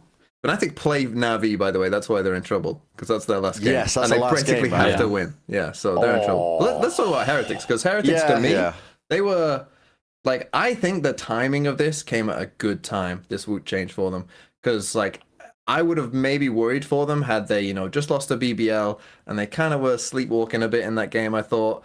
And it was like, and I feel like just that change of scenery, just that change of like, okay, it's a new, it's a complete reset, right? It's a new player in, this is kind of what we've been working towards. This was meant to be the main roster the whole time. I thought it came at a good time for them. And yeah, I mean, if these clips start coming up of Woot, some of the kills he was getting were unbelievable kill, like just winning rounds solo on his own, no util sometimes, he's just standing there aim diffing everyone, and it's like, you've already got Miniboo in this team who's frying. This is a funny clip. Fortnite player moment there, going for the play in front first. Yeah, going for the guy that's ulting as well. Yeah, and then he just had multiple moments. Good. Multiple moments like this where he's just getting 3K, 4K, another 3K on like a pistol. Like he's just so good, and he's living up to the hype, because this is like, honestly, in terms of stats wise, we look at tier 2 stuff, like he was above Miniboo. He's like the one that if you asked us before Heretics played who to watch out for, he's pretty much who you would say in terms of tier 2 and who we've been playing in prac. And they're a scary team with just now all of them. And the util was good. Like that's the thing. Normally it's like just individual frag, and we look at his util on Sunset, it was incredible. Yeah. I thought that the game against BBL was just going to be an anomaly, because Miniboo's never been diffed that hard by an opposing duelist. And I was thinking maybe they were scrimming with Woot during that period of time or something. I'm not exactly sure. I haven't been, like asking the teams. But I was willing to throw them just so much bail for the BBL loss. And then I just on like second monitor or on another tab, I've been watching BBL beat NAVI today as well. Like, yeah, maybe I need to reassess how I was thinking about the BBL Heretics game. Yeah. But to be fair as well, we should say, I mean, Heretics deserve praise for this game they played. They're actually in trouble as well, though. Like, they play Kami Core in the last week. That's their last game. And Gentlemates are on 2 wins as well, and they play Liquid. So Gentlemates could very easily beat Liquid, and if they lose to Kami Core, you're done. That's unbelievable. So the Madrid teams are playing against each other, and whoever loses goes 2 and 3. Yeah. I put out a tweet saying that I wouldn't be surprised if the majority of the Madrid teams don't make it to Shanghai. And then I thought about it a little hard, and I was like, actually, that take is cap, because the Chinese teams are probably going to be EDG and FPX making it through, and the Pacific teams as well. And you're probably going to be Gen.G and PaperX making it through. But what's happening in America is where like there's a very low likelihood of Sentinels even making playoffs. Loud got absolutely fucking. Oh, louder. We'll get to them. I mean, we'll get to them. I mean, we will get to them, but you know what I mean. They're just getting flattened. And then I look over at the EMEA, and it's like, ooh, you're seeing the turbulence a little bit here. But well, there's an extremely good chance one of the Madrid teams does not make playoffs at all. Oh yeah, For it EMEA? looks like that. For EMEA, yeah, because they have to fuck each other up. Whilst this is all going on, by the way, we're watching a round where Liquid again everyone TPs and the guy with the spike doesn't make the TP, and so the spike is just down on. I did want to like talk the fact that Heretics had some new stuff though that we've never seen from Omen. I thought that was cool. I didn't, this. Oh, we saw the one-way smoke there that kind of protected the spike. I had no idea that was a thing. Yeah, I didn't know that was a thing either. And then they started just doing these little trap plays where like the Omen would flash long from hookah, and they would flash hookah from long, and if you didn't pressure both at the same time, you'd kind of just eat an Omen flash, and they would maybe crunch through the TP or just fight over towards long. So they had some really good stuff as well. I'm impressed with how often this team is bringing new stuff, really, considering they went to Madrid and they should all be tired, and they're changing players and stuff like that as well. They constantly bring a lot of new stuff to the table that's like really good. So they're a scary team. I'm kind of confident in Heretics out of EMEA just from this one game, to be honest. And then everyone else, I have no idea. That's the thing. They might not even make playoffs. It's not even that crazy. Even though that doesn't make them a bad team, though, right? It's just the format inherently. But it's crazy. It's crazy. It is crazy. It's insane. Format and everyone's beating everyone. And BBL look incredible. BBL look incredible. Both the Turkish teams look incredible. So the last week's gonna be sick. Last week is gonna be so good. Yeah, I mean, Josh, was it you that said that this has happened at the right time then with the Wu changes? That was me. I know we look the same, but it's the it's all British people. All British people sound and look the same. Yeah, I do agree. I think that this team, like you said, you come back from Madrid, it's like a new lease on life. You know, you get that injection of a new player, and especially after they lost to BBL. Yeah, who the hell knows, though, whether or not they're going to be making playoffs, and that's what we'll be discussing later with predictions. But we can move on. We can keep this short and sweet, because EMEA is in the full swing of things right now, with Gentlemates upsetting Vitality. I mean, how big of an upset actually was this? Because... Oh, they slaughtered them. They actually slaughtered them. It was something like 7 rounds on attack or something. Was it 7 rounds like all together? I can't even remember. It was. If you would have told me like Gentlemates snuck out a close win and the tank went fucking crazy, and they won like a close 2-1, I could go, okay, sure. To fucking just destroy Vitality, this is I was fucking mind blown, because I was at a Wolves game watching an actual Wolverhampton Wanderers. I was you travelled all the way to China? No, I travelled all the way to Wolverhampton, and they got fucking robbed by VAR, by the way. VAR is a fucking disgrace. But that's a different story. I'm not even a Wolves fan, but it was a disgrace. Anyway, and then I come back and I'm like, oh, Vitality would have beat Gentlemates. Oh, it doesn't matter. I can go to this game. Vitality, Gentlemates, no one cares about that. And then fucking Gentlemates turn up. I mean, they stopped playing troll comps. That might have helped them a little bit. But I was shocked when I watched it back. I was like, whoa. Bro, it was a masterclass. And Kat, I don't know if you can run some of these clips, but some of these are so good. Like this pistol, if we get to like look at the minimap as well. So there's 2 people that run down close, and there's 2 people that are avoiding the knife that goes in. So these 2 avoid the knife. And for like the people that used to watch CS, this is a classic strat on Inferno, when you would send 2 down banana and then you would stack like 2 or 3 back of the site, so they think that you're rushing it down and they're the only people holding the site, but actually you just have like 4 people there. And this was just the same strat, just in Valorant, and essentially they just run in, they have no idea this guy's behind yellow, and he just wrecks 2 in the side. So I was just loving some of the anti. All of it was so good. Like this pistol run was great, and then I think the next clip that I had as well was just like a solid anti on just how they liked to clear over towards B. So they did like a little bit of B pressure. They inserted like the Viper close to listen to when they're gonna flash, like re-clear all of B. And is this it? Yeah, so if we look at the minimap again, we kind of see them like flash re-clear this, and this guy's just hiding the whole time. So they dizzy flash, they Gecko flash to see if anyone's close, and then he just hears all the rotates and then just pulls his team back. So they know that to re-clear this bit of info, they have to just use all their util and dump it. And it was just the whole thing. Like both of the coaches came out in shirts, and I'm like, why the hell are they wearing shirts? And they were looking so smoke the whole time. I'm like, what is going on here? Like, why are these guys bringing out the shirts, just already celebrating? Like they're walking out knowing they've already won this game because the ante is so perfect. It was sick. Like honestly, they were wearing the shirts, and they're guaranteed they just, as soon as the game's done, they're just going out clubbing. They don't have to change or anything. They're just ready for it, man. They just knew the victory was coming, easy 2-0, and yeah, they were just it was sick though. This map and Sunset, they just changed a few little things up, and it was just it was a masterclass. It was one of those ones where it's just like, how can a team that shouldn't be winning beat a team that is way like inferior above them? Pistols, make the most out of pistols, and just anti-strat on big rounds. It was cool. Are they above them? Because when I didn't watch this game, this is one of the EMEA games that I didn't catch, and I also didn't see Vitality play against Foot. So I'm pretty clueless on Vitality overall. But from what I'd seen of them in previous weeks and what I've seen of Gentlemates, it's like if you put the brain power that Gentlemates puts into their unusual compositions and you just put that into playing more standard stuff, I feel like that team could have some really cool different ways of playing with a good foundation of playing the like meta, solid, flexible compositions. Are they still a bad team in your mind that got an upset?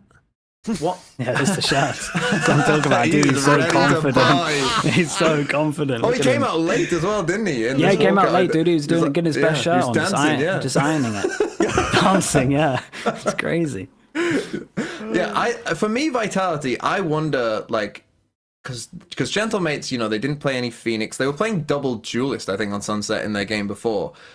And it does make me wonder, you know, are Vitality like a super heavy prep team? And so if, you know, they come out and play a different comp, are Vitality, you know, maybe just a team that relies on, you know, the anti-strats and they can't maybe adapt? Because the Sage on Sunset as well for Gentlemates was finding mega value as well. Like they were getting mega value from playing that Sage instead of like the double Sage on stuff. Sunset will throw so many teams for a loop, man. Every time I see it being played, it's so good at disrupting the retake protocols every single time. I don't even know if that was the case because again, didn't have time to watch the game. But it was more in defense, but it was still really impactful so often. And I mean I kind of really want everyone to start playing Sage just so that stupid B main post plant, like, you know, you can. They did one round where they just did a vertical wall and just stuck the spike behind it. Like, destroy those teams, just cast it into the fire. Yeah, because this is a big buy round here, and they Sage wall up the top. This was cool. Yeah, they just carry on doing stuff like this, where it's just like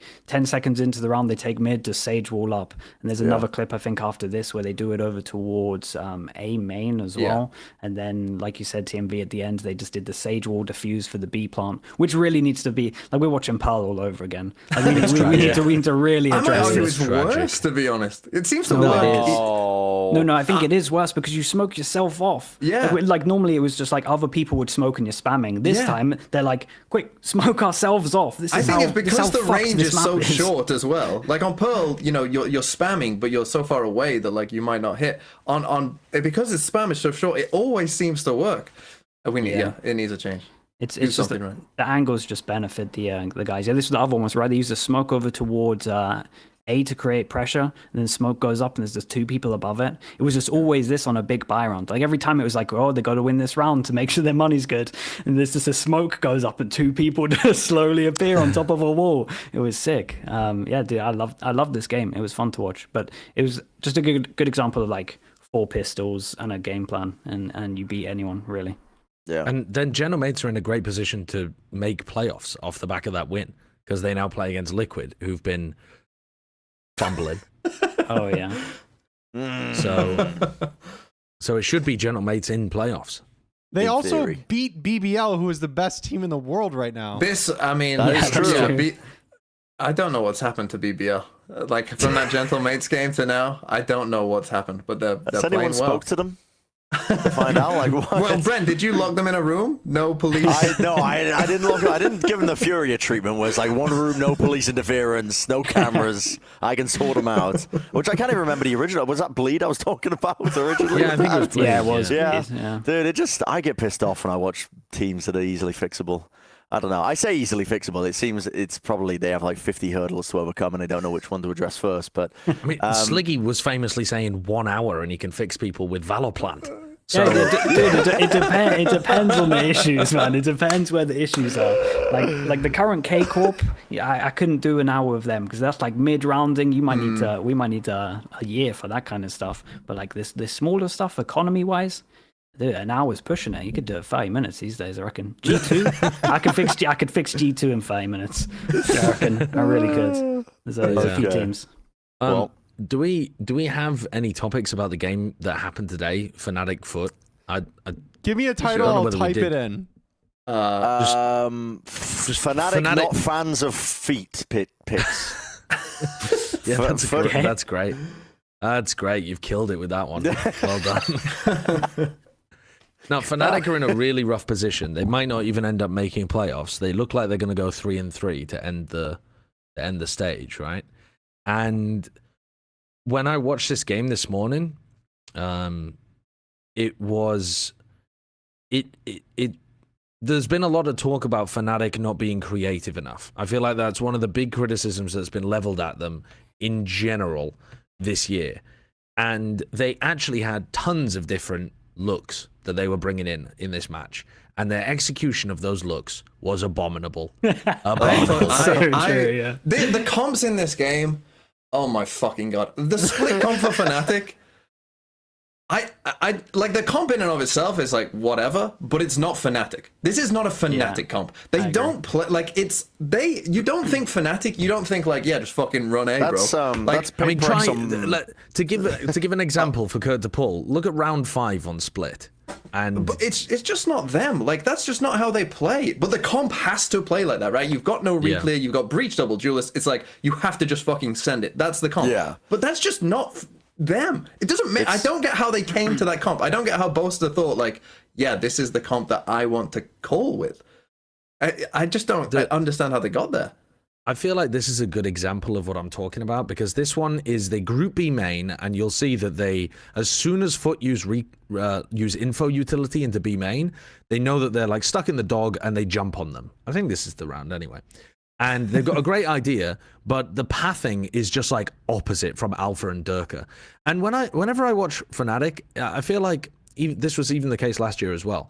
They love hitting sites by pinching people, by coming from opposite directions. They don't tend to double up and path in the same direction to trade each other out. And that means that when Fnatic see here, the dog goes through and they immediately pounce, like the timing is good, the utility is quite nice, but Durka's swinging around the left side, Alpha's coming around the right side, Alpha gets stuck, Alpha then swings on his own, they have a lurker that's miles away from the action, they had a lurker that was miles away from the action on both maps, they hard lurked on both maps, so they only ever had 4 people involved in every single execute. And then, you know, Bosa's fighting for his fucking life here as the final player comes into the site.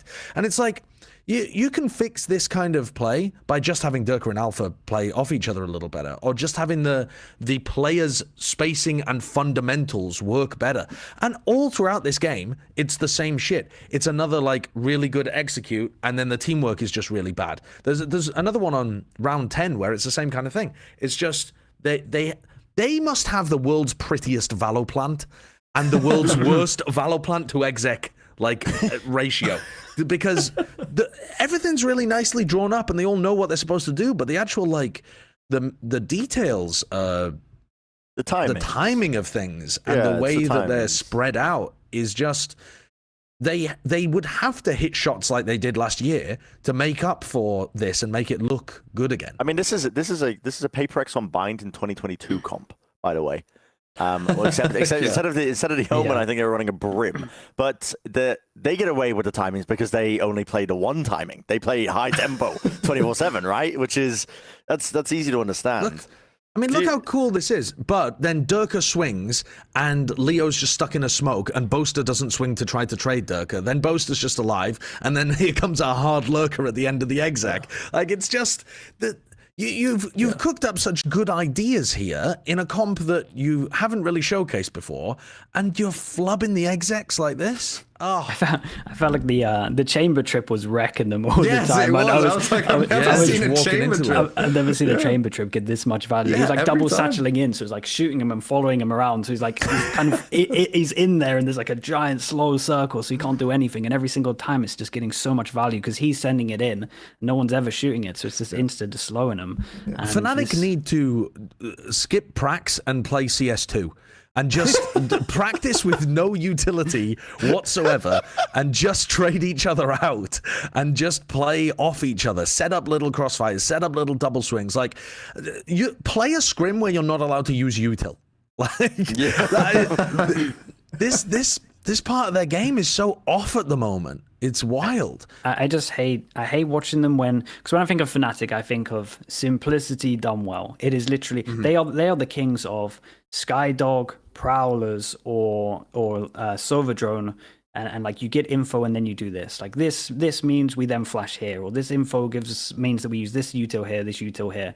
And when they're playing a comp that doesn't have that hard info initiator, they just look lost. Like if you look in this attack side, the only rounds that look good is when they were using the Yoru ult to get them info. Then they could actually stun. Then they could actually flash to get them stuff. If this team doesn't have a Sova, a Fade, or a Sky, they are lost. I'm telling you, they're all about protocols. I see this person, we Skydog in here. When this person does this, we have like 3 different reactions. It's all about that stuff, and they look lost about it. They really do. It's just guessing on util, gambles, and the spacing of people just sending it in after with the gambles just isn't there. They just don't. It doesn't look like they have the confidence to absolutely send it. So what Brent's saying with Paper X, you know at least the 4 people that's going to absolutely run behind your duelist going in, where it looks like the other 3 are kind of just like waiting for the duelist, looking at the minimap, where should I be pre-aiming? It's just like, guys, just send it. They're playing such a high tempo comp, and they're playing it so slowly. It's what's killing me watching NRG in Americas as well. Actually, it's like we'll get to just the snail beings have taken over. And but I was so disappointed with Lotus too, man. Because thank God we started talking about this. Lotus is absolutely bonkers bad. Foot's comp has no utility. I can't deal with it. I can't take it. How have Foot won 2 games with this comp against good teams? Supposedly. How? It doesn't make any fucking sense. It doesn't. The comp, like, if you were to write down, like, what does Lotus ask of you as both attackers and defenders? The comp does fucking none of it. It does fucking nothing that you want, basically. And still Foot managed to win. And I'm watching this game, and, like, I both hate and love Foot at the same time, because I fucking you know what it is? So you said this before, the teams troll scrims against other teams so that they'll play the comp. It's not that for Foot, because here's the thing about Foot. I bet that they just fucking out aim absolutely everyone in every fucking scrim, and so they think this comp's fucking amazing. They could play fucking any 5 agents that they want, and it doesn't matter, because in scrims they're just gonna fucking out aim everyone, because they out aim everyone pretty much anyway in actual games. So I'm just convinced that it doesn't matter what they fucking play. And to me, Foot like actually play on hard mode. Like they actually like choose the difficulty level of very hard just by the comps. If they played normal comps, I think they might just stomp everyone in EMEA, to be honest. And just like if they just copied the meta ideas, I think they might stomp everyone, because their aim is insane, and like their trading is really like as opposed to Fnatic, like, you know, their team play and stuff like that is all good, but the comps. What do you think of this retake? Well, I mean, like, how would you rate this retake here? That paranoia, they double blast back in. You're going to have to rewind it and look at the minimap, I think, Kurt. But if we can pull this up on minimap, just take a look at how Durka follows up on this paranoia for the retake here. They've got a lockdown that covers the entire site apart from that back corner. So you know that there's either going to be people playing up forwards or in the corner. The paranoia just doesn't catch anybody, and Cena just gets the free kill on Durka. It's like Don't forget the no util exec that Foot just did on them as well. Fucking hell. There were two things that I think were also actually working for Foot with their composition, and I'm so disappointed that Fnatic couldn't stop them. One is that when they were on the defense side, Foot, they were able to Sage Wall A late round because Fnatic were not taking deep enough rubble control to force out the Sage Wall. So I can't remember exactly which round. But the thing is as well, like but Fnatic, it took them way too long to realize that Foot are never fighting for A because they can't can't fight for A at the start of the round. So they're still throwing like Fade Horn at the start of like a normal, or they might aggro on A. But Foot, they can't. They will never do it. And then that wall was ruining them. The other thing that was ruining them was that the one thing that the Jet is good at is dash engaging into B. That's like the one thing that it actually gives you with this comp is that you can dash into the smoke on B. Now, what is the one thing you would not want to do against that? Probably hold someone close in a one and done where they can get cleared by the Jet dash and then die. And Leo was holding that position literally every single round. After we look at this one, I want to pull up round 25 to mold about it a little further. But it was just like the adaptations were so bad from Fnatic. They have no initiator utility on Foot. They cannot re-clear rubble in the mid-round. Why are you leaving two people to defend rubble and only one person on B when their comp is actually good at hitting B? They were putting Boaster and Durka every round to defend rubble in the mid-round, and that meant that Leo was alone on B. I look at Leo here. He's just going to tuck himself into a one and done. And this is, by the way, this is overtime. They did this all the time in regulation as well. This is not the first time they've brought this out. Leo in this spot. Yes, I will simply kill the Jet when they dash into their cloud burst. This is a winning strategy. Not trying to tuck in heaven, not trying to jiggle peek, not trying to throw the C's and then Prowler afterwards and isolate CNED. It's like, brother, we're banging our heads against the wall here. Yeah. And it makes it worse because if you put the wall up here, it's fine, right? They can't check this angle. They can't check the next angle in heaven. But the fact there's no wall for like 20 seconds here and they get to check everything. It's like 1-2 angles clear. All right, let's just go in with this one. How's he going to win?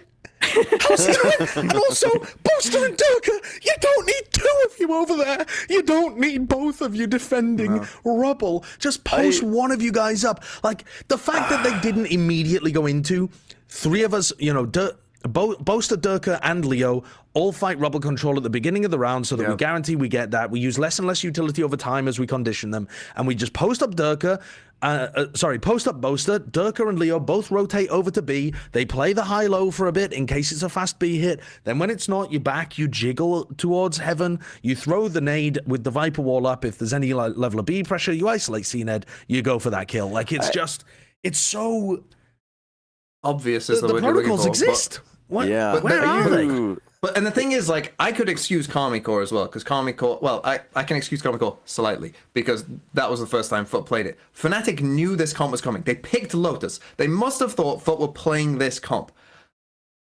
How you can't, like, how it took them so long to, like, come up with just, like, the basics of Foot's comp is, it's so restricted in terms of things that it can do well. Like you say, you can basically just go B with their comp. Their C exec is literally fucking just run in. It's literally hope YETA runs up the little alleyway and gets 3 kills. That's their C exec. I think we need to put a bit more respect on Foot though, because I'm they're watching insane, this. Brandon. But But the comp itself, I'm not like obviously what currently what we're saying is that the fundamentals are carrying them and they're gunning, which is good. But this annoyed me as well about Foot. What you're seeing right now annoyed me because to me, like I was saying when I was watching this game, Foot just need to get CNED and up because then when no matter where you go, you're running into a Jet up, you're running into Sage, you're running into Viper, you're running into Cypher. Like there's nowhere to go that's good, right? But Foot have 6 rounds to close this game out or whatever. Do they ever get an up? No? No up. We wait till overtime when we gotta have shields and utility, then we'll buy an up. What the fuck is Foot doing for those 5 rounds too? But the comp doesn't seem that bad actually. Now that I'm thinking about it. Because the meta's bad, mate. Because we were always critical of the A re-clear with no initiators, right? When I first saw this, and now that I'm thinking about it, the meta's shifting away where teams will clear it these days with a snake bite and putting the wall up and dropping the wall with 3 players in front. That's how teams are clearing a Rubble now late, which this comp can still do. Hold on, Brent. I swear there was a C exec in this game I'm about to show you. I'm going to try and find it. I mean, I've seen one of the C literally execs where fucking- they send a slower behind pillar so that they can just take favorable fights, which is valid. If your team is incredible with fundamentals, that's a valid way to take it. I think so. TMV, you're angry that Foot don't get an opt-out, but surely Fnatic. Oh yeah, that too. That too. Surely, oh yeah, 100%. surely Fnatic like, should be getting an opt-out. What does Fud's comp do again? Like they should just be playing fucking Judge Op. That's Odin what on I was everyone. saying. I was like, no joke, and I'm like this. I mean this in the nicest way possible. No disrespect to Foot, but if I was playing against this right now as a player on defense side, me personally against that comp, I would feel bad if I didn't get more than 20 kills, Judge Op only. Why am I saying no Judge, no Ops? I have no idea what's going on. Like literally, that's the only like you would no farm. initiators. Like You would farm. Yeah. What would they do against you? Yeah, Judge and beYn. I was amazed at how bad Fnatic looked in this game, considering that they were still showing cool ideas. The alarm bot positioning on defense, they kept it the same for about 12 rounds. And considering they played 12 rounds plus overtime, that's a lot of rounds. And the alarm bot doesn't tell you, it's like a deep alarm bot for people when they actually commit to the site on defense. And so Ada Captain was just walking past it and going waterfall in like 2 or 3 rounds. He won by doing that. And you can't just allow your opponents to have that level of a read because you're so static with the util that you throw. I will. It's crazy. They also weren't alt cycling, by the way. They were prioritizing like the plants onto Boaster. They had a really cool Viper orb on their C attack that allowed Boaster to get inside of it and set up double swings. That was another, again, beautiful Valo plant, but it didn't get you the win.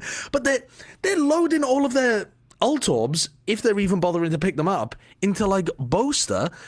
It was round 20, the 8th round of the half, the 8th round of your attack half, when they got their first showstopper unlocked out online. What are you doing? What are you doing? That's egregious.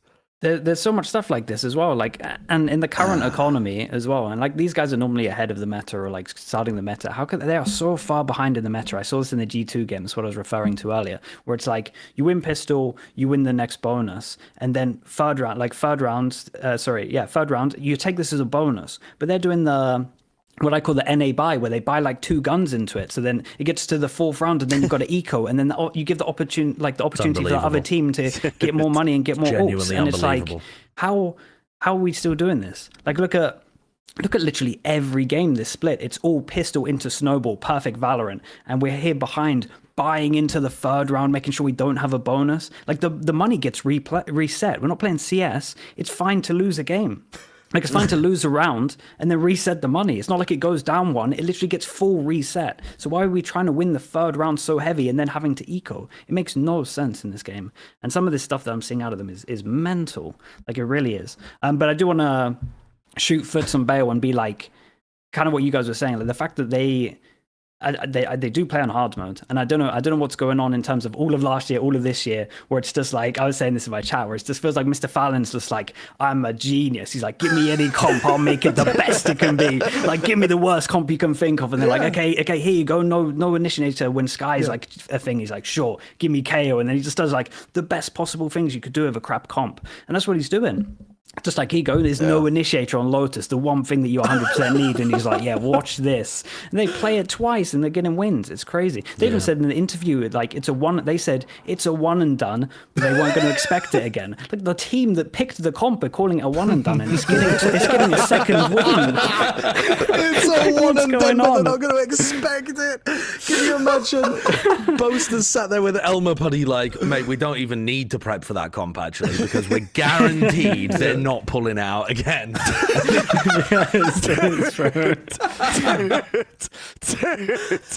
Dude, I mean, this is what AI was made for. This is what it was made for. I mean, I'm a big fan of this. Yeah, I mean, crazy. you got to put some respect on Foot's name, I think, though. I mean, mean, impressive. they're a good team. They are a good team currently. Yeah, I mean, in terms of hope for Fnatic, okay, so here's the weird thing is they're up against NAVI, next. There's the last match, and it's got to be a must-win, I imagine. Because what's the group looking like? Yeah, it is pretty much must win for them. It's a because must win, pretty much. But NAVI have just lost to BBL, the best team in the world. So what is the takeaway from that? I mean, do we suspect that NAVI are just going to get the fire lit underneath their asses and actually step up into gear? NAVI are a weird team, I think. NAVI They're are a strange team. They're like, this is the thing. They were 3-0, and I maybe I bought into this a little bit as well. But like looking back, they always just don't look fully convincing. Like like they seem to sometimes, just like classic NAVI sometimes as well, where they just stumble their way into a win. Where like it's like this isn't not the correct call with the information that you've got, but you've ended up here anyway. But it doesn't matter because Xiao has got 4 kills, or Sugetsu has got 3 kills, or like there is quite a bit of that still, I think, for NAVI, which is not. It's not great, but then again, in this game, BBL shooting back, they didn't, in the last 2 maps, that wasn't happening as much for them, and their Sunset attack side. I mean, I remember the game that they played against Heretics as well to qualify for Madrid. The Sunset attack side, they just need to fucking ban them. They need to fucking burn it down. It reminded me of NRG when they played Bind, where it's like, quick, just throw one bit of util over towards here. Now everyone group and hit the site. Surely there won't be 4 people here. Just every time there's 4 people waiting for them. It's like, what? You got to control the map. It's literally a map that is designed. You even have 3 positions that you can take. And it creates 2 question marks around the map. And I'm seeing them go towards A. They're like, oh no, then we're just going to group back towards B. And they're just running out of 1 choke point. They're like, why are there 4 people here? You've done nothing on the map. Yeah. You're actually doing nothing in your default. There is no default. Do something around the map. Take top mid. Take market. We didn't see them go market or middle once. Like, I'm so confused when I watch NAVI. But other than that, like, I actually think the NAVI's not too bad. If I take out their Sunset, I don't think they're too bad. I think they're maybe like pistol reliant in terms of snowballing a game. That was fucking crazy what Kakuka said on the broadcast, that they win the 80% of their bonus rounds. That's crazy. Like, that's mental. I mean, like that's like how are NAVI 3-1? Well, if you just tell me that stat alone, like, oh, that's how the fucking 3-1. Like, it's literally nothing else matters. They are so good at managing their economy past winning the pistol that it just sets them up for incredible round wins and halves. And like, if they always win that pistol, and only a few teams have tried to copy them. Yeah, which is fucking crazy. So we tried to do this in Liquid, and like people would just get too hungry, man. That was it, because it's like you have the 2 rifles, right, and you have to have a lot of protein, because it feels so easy, right? It's like, well, it's 2 rifles, you get a Spectre, and then only you can have 2 deaths. But I'm telling you, the people with the rifles, if they start playing a bit too wrong, they have to be very disciplined. I mean, that's how they won Copenhagen. Just pistols into bonus into. They started like the original Snowball, really. I don't want to alarm you all, but Fnatic's perma has been Sunset, right? Yeah. So if we're talking about bad matchups, if you remove one of your opponent's worst maps as your perma, you're doing a bit of trolling there. Yeah. And what, they're going to play Split, maybe? Yeah. I don't know what they're going to play. I feel like what topic we're on. I don't know. Who knows? Right now, I have become the average Plat Chat viewer. I'm leaning back. I'm just enjoying the converse. Just enjoying all that. I'm just enjoying whatever this is. Yeah, I'm just there's no control in terms of what topic we're on. Yeah, I was just thinking about Fnatic Navi, and mate, I think that's going to be a tough one for Fnatic to win. But that's not even the best match. The best match is the battle of the Turkish teams at the end. The BBL Yeah. How have we got there? What's the anti-Brazil? It's the opposite of Brazil. Literally is. Yeah. What's going on with BBL though? Because what are they doing right? Is it purely just the Turkish aim that's taken over? It's a bit of that. It's a bit of team play. It's a bit of that. It's just I'm seeing they look like some of the most organized teams in terms of like playing like I play first, then you swing, and then I swing back. Like they seem to have the best like chemistry. Just at the solid. moment. Yeah, it's like they're just like a solid team that just like. They still have a couple rounds where I'm a bit like, oh, I don't know what you've done there. But for the most part, they're just like a solid core with decent aimers. And that, apparently right now is all you fucking need. Honestly, my hot take is that there's never been a better time to just play a simplistic form of Valorant where you have players that can shoot, and you play together, and you just play the same defaults every single time. Because Icebox and Breeze are not complicated maps in terms of the macro. Those are very simple maps in terms of just if you want to try and play them, and if you have aimers, you're going to be good on them. And then that combined with the fact that like so many teams are in flux right now and uncomfortable, and end up leaning into Icebox and Breeze as like the maps that they play as a follow-up. Like there's so much uncertainty in the map pool that if teams are just leaning on that, like Crew, for example. Crew, I think, are a classic example of that. Maybe BBL are as well. I don't know. From what you're describing, it sounds like they are. I would say that's a half-decent comparison of like a team that was shit last year that is now good because, yeah, they just kind of keep it simple, stupid, and just go. I mean, like, for instance, like, Elite is I mean, if you don't count Woot, who obviously only played one game, Elite's the second highest rated player in EMEA right now. Well, he's joint with Xiao, who's, like, you know, they're joint first. So, like, you know, like, again, once you've just got, like, one guy who's frying, you know, and then the rest of the team's playing solid, you're going to do pretty decent. Yeah, I just think they all look comfy in their roles as well. Like I was watching the split game today, and I was like, man, everyone looks so good. Like I was watching Xiao on defense, and I'm just like, Omen Flash, use your Omen Flash. Like 3 rounds, he's just never using his Omen Flash, and he's just playing so selfishly. And then I'm watching Brave, and it's like as soon as they come out, Omen Flash to his teammate can get a kill, and then he's like repositioning, and I'm like, damn, they're like Brave was so good in this map. Yeah, like they would just their whole game plan was to go B and like abuse this guy, and he's just going jumping in, just around, getting 3Ks. Around, yeah, he's styling on him. He's just like showing himself, like flipping around, just TPing behind him and then shooting them all. It's just like, what's going on, man? Like their whole game plan's to go beat this guy. Every time they go there, he's just Omen flashing them all 3Ks into 2Ks, setting his team up. And yeah, so I don't know. They just look like a solid team in terms of fundamentals, I think, as well. Fundamentals, protocols, and just playing off each other. It's nothing too flashy, but it's just like I think it goes a long way right now with this map pool. Yeah. It's impressive. It's nice. It goes a long way. All right, let's do some Preds. We're in the swing of things of EMEA. I mean, we're literally the matches were being played as we were basically doing the show live today. Wait, we're just not going to talk about BBL upsetting Heretics and NAVI, or just? We did just talk BBL. That was what we were just talking about. Okay, it didn't. It sounded like you guys were talking about NAVI the entire time, but that's fine. Did we not just talk about BBL? All right, my brain shut off then. Yeah, all right, let's go to the Preds. Yeah, let's do EMEA Week 4 match Preds. Yeah, we're gonna do a few of them. We're Some not gonna banger do games here. Wow. We're only doing 2 Preds. It's Team Vitality versus Giants X is the first one. We're doing tomorrow's matches, I believe. So we're picking tomorrow's games, and let's get started with the first one. Vitality versus Giants. That was a very delayed guarantee. We've all gone Vitality, despite the fact that they ended up losing, recently getting smacked around. Doesn't matter. You don't think it matters? Doesn't matter. 2 games of Predding, I think, say more about their opponents more than the. Whoa, guys! What? You don't change. No, I can't change because I released a YouTube video where I already said Vitality, and it's out there, and I don't want to be the guy that changes because of this. So I'm like stuck into my predictions. But this doesn't feel too good with the recent result in terms of the Gentlemates. They had 2 teams to anti for this week, and Giants are looking better. I'll flip. I've got no horse in the No, race. don't. It flip. deserves a guarantee. Dude, It is a guarantee. Brent's just thinking of the Twitter fame. He's just like, actually, hold on. He's like, hold on, this could be a good tweet again. Sure, we can at him again. I was like, ooh, a little bit of clout to farm. Dude, I love how this time as well, you're like, oh, I'm not adding him this time. And then everyone in the comments just, oh, at him.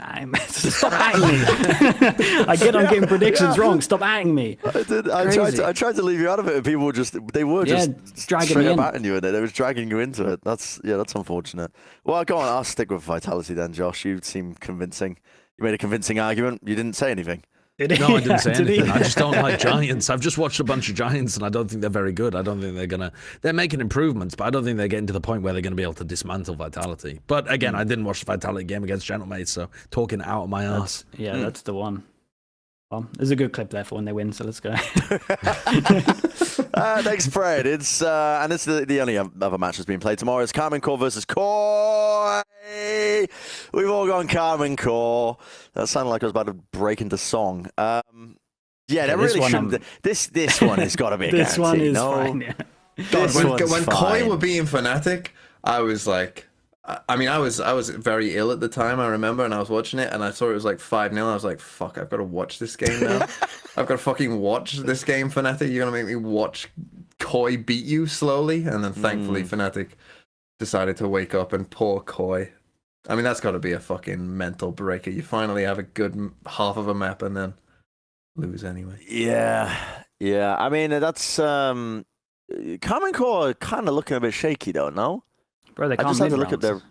Yeah, it's This not... is the Vin, they can't mid run. If they actually if Koi did good anti, they can actually win this, to be fair. You just literally just look at how they play and look at how many times they use some set util and do they ever cancel and go the other site. And then when you put all them together and it recalls 100%, you can just fully stack all the sites. I worry though we might get the Team Liquid where they force stack a site and it still doesn't Still matter. just get wrecked. Yeah, it might happen.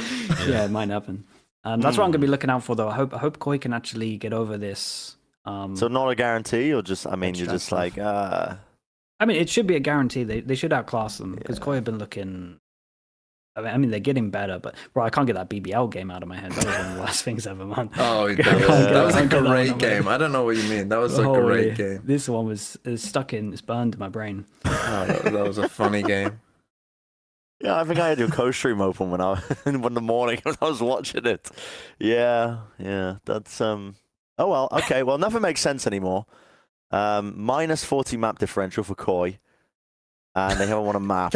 Shall we just say who we actually think is gonna make playoffs? Because this is we did it for Pacific. We might as well do it for this one too. good luck with this one though. But all the regions are hard, to be honest. All the regions are hard because if Heretics win versus Carmen Core, does that mean it's just Foot, Navi, Heretics, and then Carmen Core still make it? No, it would be probably Vitality make it because their final 2 games are against Giants and Koi. So, right? That's Vitality's final 2 matches? Yeah, I think that's right. Yeah, Giants and Koi. So Vitality are probably going to end up 4-2. Yeah, I think Vitality... I mean, I guess with BBL, you should... I mean, BBL, I think, have a game against Giants as well. So, BBL and Vitality might be the most likely, honestly, in Group A. Yeah, and then it's between Fnatic and Carmen Core. So no one's been locked in yet? Nah, it's I'll a free Navi guarantee. The only thing is the Koi... literally, the only thing that's guaranteed is Koi can't make it. That's the only thing in EMEA at the moment. How can Gentlemates beat Navi and Foot on Matt? They can't, right? 7. And they can be the third person, right? Yeah, but doesn't that mean that Navi and Foot have made it? We If need only Heretics can overtake them. Oh, yeah, Sorry. that's true. We're getting into the weeds. I think Foot and Navi should be in Yeah, that. no, I think you're right. I think you are right. Foot and Navi are through, right? Yeah, on map differential, I think. Yeah. There might be some possibility of a crazy 5-way tie or something. I don't Well, know. unless they're playing a best of 5 Gentlemates, I don't think it should be really. It should be that. Anyway, interesting idea for a segment, but unfortunately impossible to predict because we'd have to predict the outcome cross group matches. And so we won't do it. In fact, we're going to end the EMEA section. And I mean, wait, we're not switching guests, are we? No. We can just move straight on to Americas. Damn, look at us go. Dude, we can just keep going. Well, that's it for EMEA. Let's move on to Americas. And we just got done with our Super Week. Although the crazy thing about, the Super Week, there was a lot of upsets here in Americas. But in terms of like defining moments, the turning points to actually talk about and add in, it felt like we didn't have too many of them. The big one, though, we're going to start with is LATAM is on top. Crew, LATAM, on top of the world right now. I said it earlier. I spoke a little bit when we were talking about BBL, but Crew give me heavy similar vibes where they're just a team that currently are thriving with the map pool. The teams are leaning into Breeze and Icebox way more, and you can go into it with the most simple of macro ideas. Those are maps that I think punish creativity. Ultimately, they punish any creative thought. You must abide by the meta. You must out aim, and Crew do that really well. Leviathan have also just made this miraculous comeback with I don't know what match it was where they lost, but my God. I think it's the last 3 matches, right? Game. Yeah, the C9 game. And then since that point, 3 matches now in a row, they have just looked like the team to beat. I mean, G2 was a little bit sloppy, don't get me wrong. Like, G2, I think, pushed them to some degree. But they look like the best team in Americas right now, I think. I don't think you can make an argument for any of the other teams. No, I think Crew might be. I think Fate was on a knife's edge in the Lev Sen game when it was overtime on Lotus, and Aspas is dropping 1 million kills, and if Lev lose that game, Aspas just decides these guys can't play, and everything falls apart. But instead they win that game, and then everything since has just been a Lev blossoming. I'm convinced there's no great teams, and there's just Aspas. There are no great teams. There's just Aspas. Yeah. The performance against NRG though was so nice. Yeah, that was good. I really like what they were bringing. I also thought that they played. I thought they played their Icebox really well against Sen as well. But then I was pretty disappointed at what they were doing in the game against G2 on that map. So I don't want to. I don't want to fully go into that one. Could go on to Lev versus NRG Sunset, minute 28, please. I haven't pulled anything specific, but I'm confident if we go to this, it will show something good. I love. You're just pulling a timestamp. Minute 28. Yeah, minute 28, and I'm confident it's going to be like a good play from Lev. Oh, it's the end of the round. Next round. It's going to be this round. Upcoming. Yeah. It's this one. They just lost that round. They did lose a round. What's the economy looking like? They got money to buy. And does anybody remember this one? I mean, they win most of these fucking rounds, so it probably I do is a remember win. this one actually. Yeah, round 5. It's where they anti the mid take and they get inside the smoke. That was a good round. See, it was a good round. Didn't prep anything for it, but a hell of an anti. Yeah, I mean, there was good anti, and I've never seen a game as much as this where it felt like NRG couldn't do anything. Like they could have had the best game plan ever, like going into it. And I just felt like they maybe got a chance on like this round and maybe the round before this in terms of actually being able to play their own game, and everything else was just dictated by just Lev going aggro, like just denying map control. And when they had so many ults, they were just like sending it down over towards A main. Like I was just so impressed with how it looked like the worst game ever to play for NRG. It really did. It just looked horrible. Like Lev were just wrecking them all the time. It felt like it was just so. It was like anywhere they went, they died. Yeah, like literally this happened all the time. Like they're trying to split over towards the site, and they end up just dueling close here when they got the official. It looks like a nightmare to play against, and it was very, very proactive, and it was just it was how you want to play this comp on defense. It was a great example of it. Yeah, I think Lev looked like one of the best teams we've got in Americas right now, if not the best. I think even after the sloppy finish versus G2, but yeah. Yeah, I've been really impressed with. Josh? Well, I've been really impressed with Comms Cypher. I'm trying to stay positive because the meme is that I cannot give a compliment without being negative about somebody else. But I am really impressed with Leviathan. I do think that they're playing an excellent game. I can't. If we can spend a moment delaying on the NRG Leviathan game for just a second, I feel like a lot of people came out the back of that. They looked at the match page, scoreboard Steven, and they're like, really bad game from Demon 1. He must be a terrible entry player, and he must not be able to play Raze. And so I went back through and I looked at all of his first deaths because he went 2 and 15, man, in first kills to first deaths. Like that's shockingly bad. And I would categorize them thusly. About a quarter of them, he's just kind of taking bad fights and he ends up dying. Maybe not even that. Maybe it's like a fifth of them, something like that. And then the half of what's remaining is awful macro from NRG. Devastatingly bad macro being called, where essentially they get to a point in the round where their opponents already know that they're hitting a site. There's 4 players stacked, and Demon 1 is sent in to try to breach the gap at Thermopylae. He's like, instead of trying to hold the pass, he's just sent into the hordes of Xerxes. It's just ridiculous. The numbers disadvantage that he was trying to fight against. And then another half of them, I would say, are because they were running into like the setups. They didn't anticipate what the setup was. So it was stuff like he's getting killed when he runs into a trip. Happened all the time on Sunset. Or he's getting killed when they have I think if Kurt shows the clip on the pistol round or something. I think the clip will show this pretty well that I put in the thing under NRG. NRG. In the next topic. I mean, and I know. I'm just getting a little frustrated because we have it in the run show. It's there, and then we're just talking about NRG when we're supposed to be talking about Crew and Leviathan. I mean, we can good. roam around though. Sure, that makes it easy for viewers that don't have 3 hours to watch the episode. All right. Let's anyway, go. here's the right. So this one, it's a good example of Demon One like going in. I love this. If you pause it here, Kurt, if you can, I love. Yeah, if you pause it about here. So I love that Mazzino knows what should be happening here because he's getting suppressed and he's getting fucking Viper mollied out of shower. So he's spamming the smoke in shower, thinking like, oh, they must be coming shower, right? Because they just suppressed me and they're sending a snakebite here, so they must be. But no one is. No one's going fucking shower. So instead, they end up just blast backing Demon One in here on his own with a stinger. And you see that you can just tell by this shot here, we've gone for the very deep smokes. And we've just got a stinger. And a lot of the util seems to be hitting backside, but he's just got a fucking stinger and he's miles ahead of everyone else. And the guy that we've pushed out of showers is now unaffected by any util and has been pushed straight into where Demon One is going. And so he dies to Mazzino coming back from out of shower.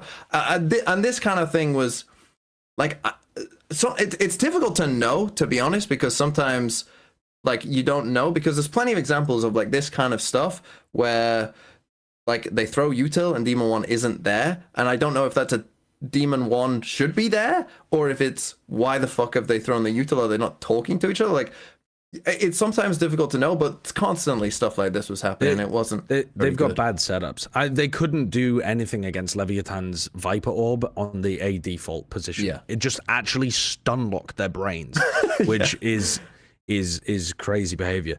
Kurt, if you wouldn't mind pulling up that same map and just rewinding to the prior round 5, if dude, I'm down to go in on NRG. Let's bring up the topic bar. I'm ready.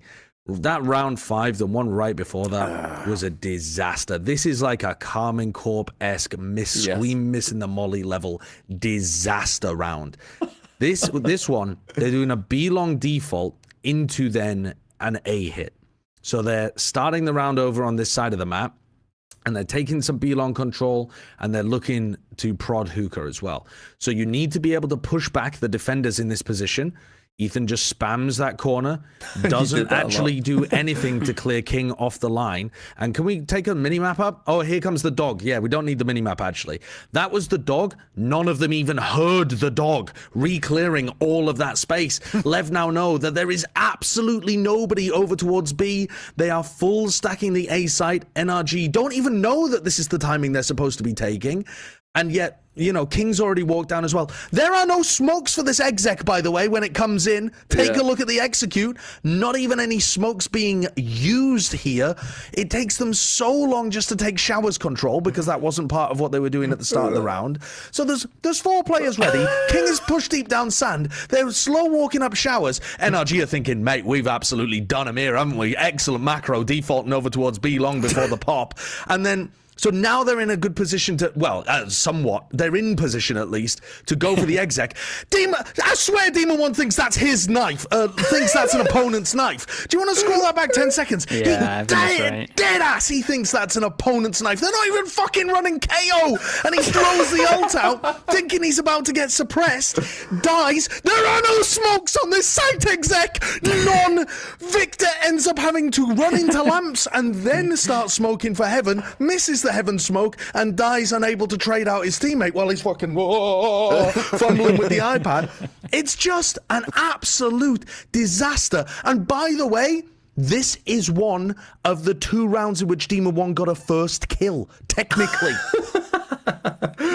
I love that as well. I mean, when I made the video for this, I think it was probably the longest video I've ever done on just one game, on one map, to be honest. And I just remember writing down almost every round.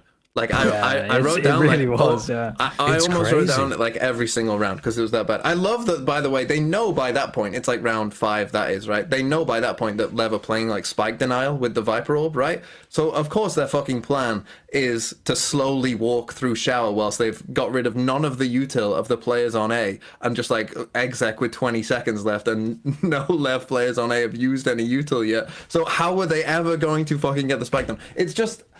it was funny.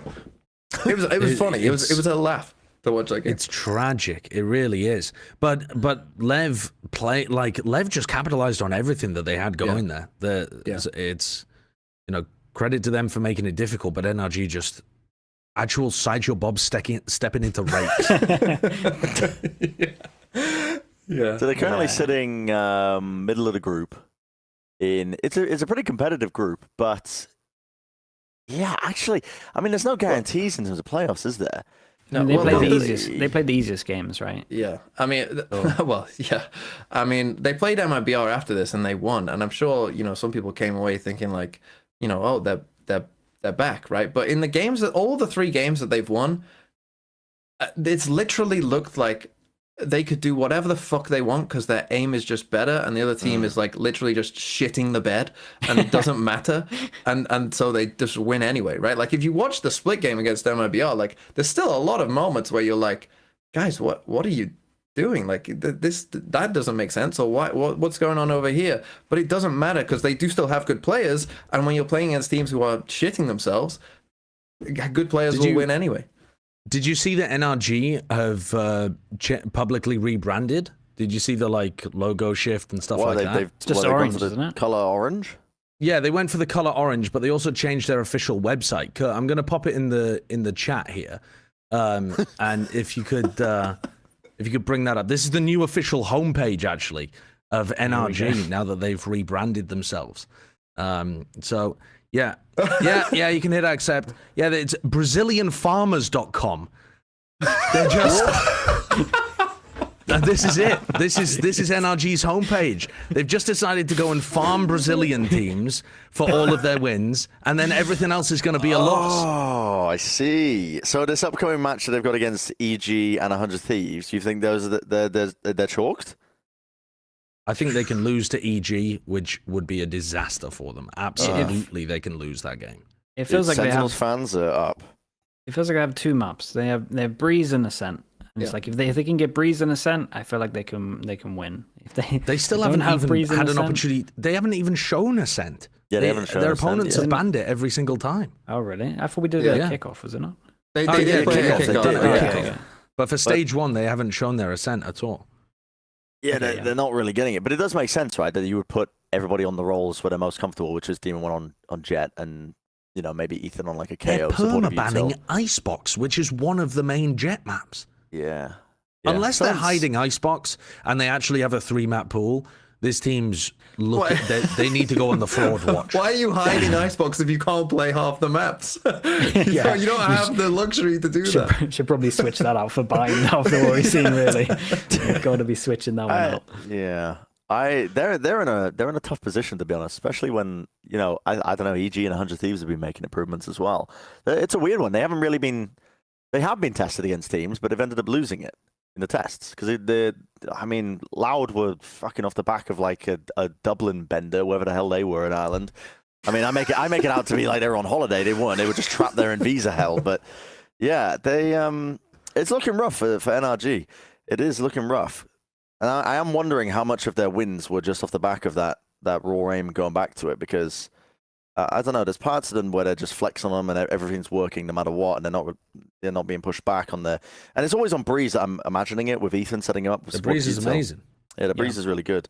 And so it just, I don't know, puts in my mind that NRG is still a top team. Might have to change my pred later. Not sure. You guys are convincing me. Yeah, I mean, do we want to circle back to crew? I don't think so. I think we've missed that boat, unfortunately, with when we just went full speed ahead with NRG. We already kind of mentioned crew. Yeah, we already kind of mentioned them. They're quite a simplistic team. Let's talk instead then about Sentinels, because they ended up losing a very close match versus EG. And honestly, good on EG. They definitely stepped up to the challenge. I think it helps that the pressure was really all on Sen. I think Potter said this coming into the match as well. She said, like, we don't care if we win or lose. It's such a funny quote. It's like, the pressure's on Sen. They're the ones who are the Madrid winners. We don't care if we win or lose. We know that our playoffs is almost up. She was talking the talk and actually walked the walk as well. Good on Potter. Because, never lost the captain John QT or Sen. Don't plan on starting now. She didn't. They ended up beating them. I love the fucking theory that she tweeted this out before their other game that week, and so just did not fucking give a shit that they lost to crew, and literally just spent all the time prepping for Sen. And honestly, with the way it looked, maybe that actually was the case, because EG, I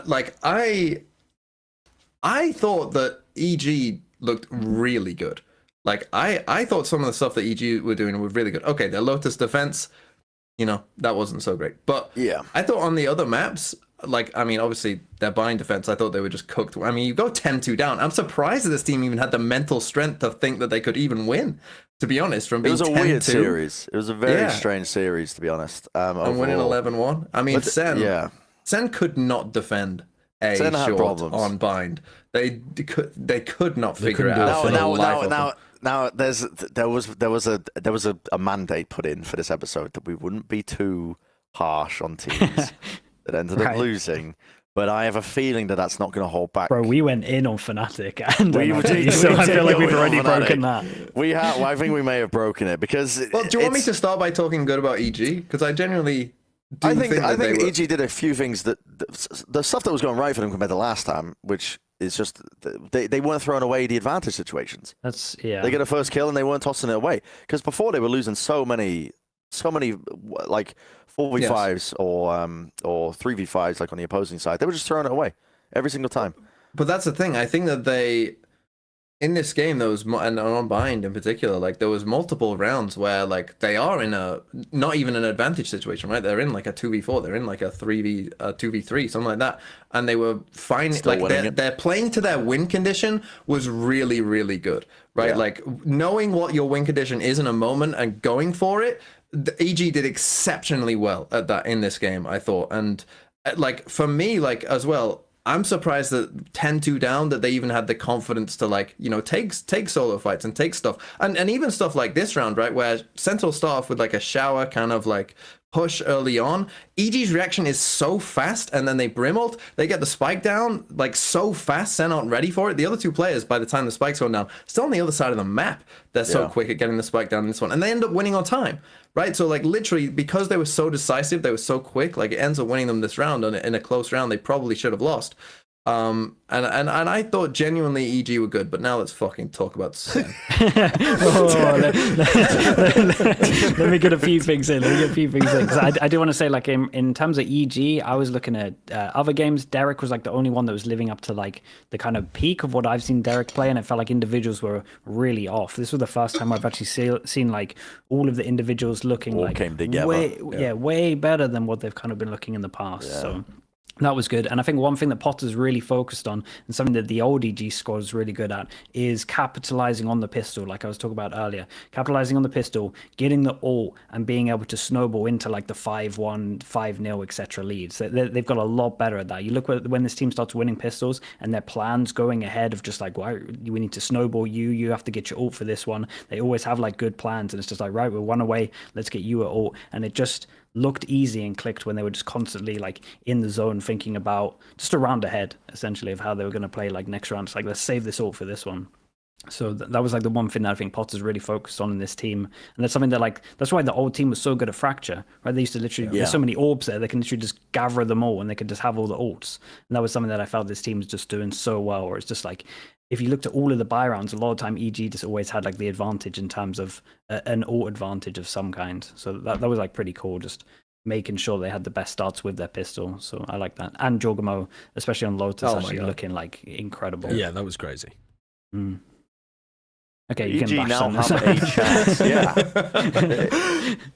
EG do have a chance though. I mean, they have a significant chance. Their opponent coming up is NRG, which we've already brutalized them. We've broken the mandate, and they NRG having 2 upcoming matches to prep for. I mean, it's just the one for EG. Last one is the most important one. Yeah, I mean, after what we've seen of NRG and EG from this one, I think that my one concern of EG is that they don't play with the same like fire, the same caution to the wind style. You know what I mean? Because I felt like a lot of what we saw previously, where it wasn't coming together, I think they're just putting too much pressure on themselves to have like a redemption year, to really show up and play up to the level of like, I don't know, like the org achieved in a previous year. But when this match is a great example where they just pretty much gave up on any possibility of playoffs, and then you see some of the best gameplay out of them. Like that's I don't think that's a coincidence. I think that talks to a bit of mentality getting in the way. And now that there's a chance again, I worry that they're going to return back and slip to the old form that we saw from them at the beginning of stage 1. Now that they have an opportunity, like they have to get this win versus NRG, and there's a world where they make the playoffs, I worry that they might slip again. But I've just been delaying the inevitable here. I've been delaying this. The floorboards are creaking. The house is about to come down. Sentinels, what? They didn't play well. They started off all right. Like They first, started off okay, but map 3, I mean, they lost God knows how many. What was it? 4v5 rounds where they get an advantage. That's supposed to be EG who were losing the advantage rounds, but instead it was Sentinels on the other side of things. They just couldn't. They weren't playing together. It's I don't know. I think they're in a tough spot as a team that ended up winning Madrid to keep the motivation going to just stay on top. Because when you're on top, you have a target on your back. Everybody's going to be watching your games. Everyone watched you play, and you're exhausted. There's no rest. There's no respite heading from it, like straight from Madrid into stage 1. So I think that there's no team that feels that more than Sentinels right now, and I think it shows a little bit. Just they're playing very loose at times, and yeah, in EG's case, they actually capitalized off it, which credit to them. But you might have some more specific instances that you want to pull from Sentinels. Yeah, I mean, to me, when we're looking at the way in which they lost on Bind, that's the killer, right? Yeah, that to me is that it should never have even been here. The comeback on Lotus, it makes sense in my opinion. You win pistol, Lotus is super snowbally, they play around the ults really nicely. Okay. They were struggling a little bit previously with their Lotus defense as well. But the fact that EG was just able to hammer the same 2 execs, mostly just the A exec, into Sen, and they weren't able to come up with a solution to it. That worries me a little bit. And I'm sure you're correct with the diagnosis of it being related to the amount of effort they put in at the beginning of the year. But the fact of the matter is that if you want to be a top team for longer than just a flash in the pan like they were in 2021, then these are the kind of things you have to do. You have to be like Heretics in EMEA, where you're constantly coming up with new ideas, or at least you have to be still tight and coordinated with each other so that you're not fumbling.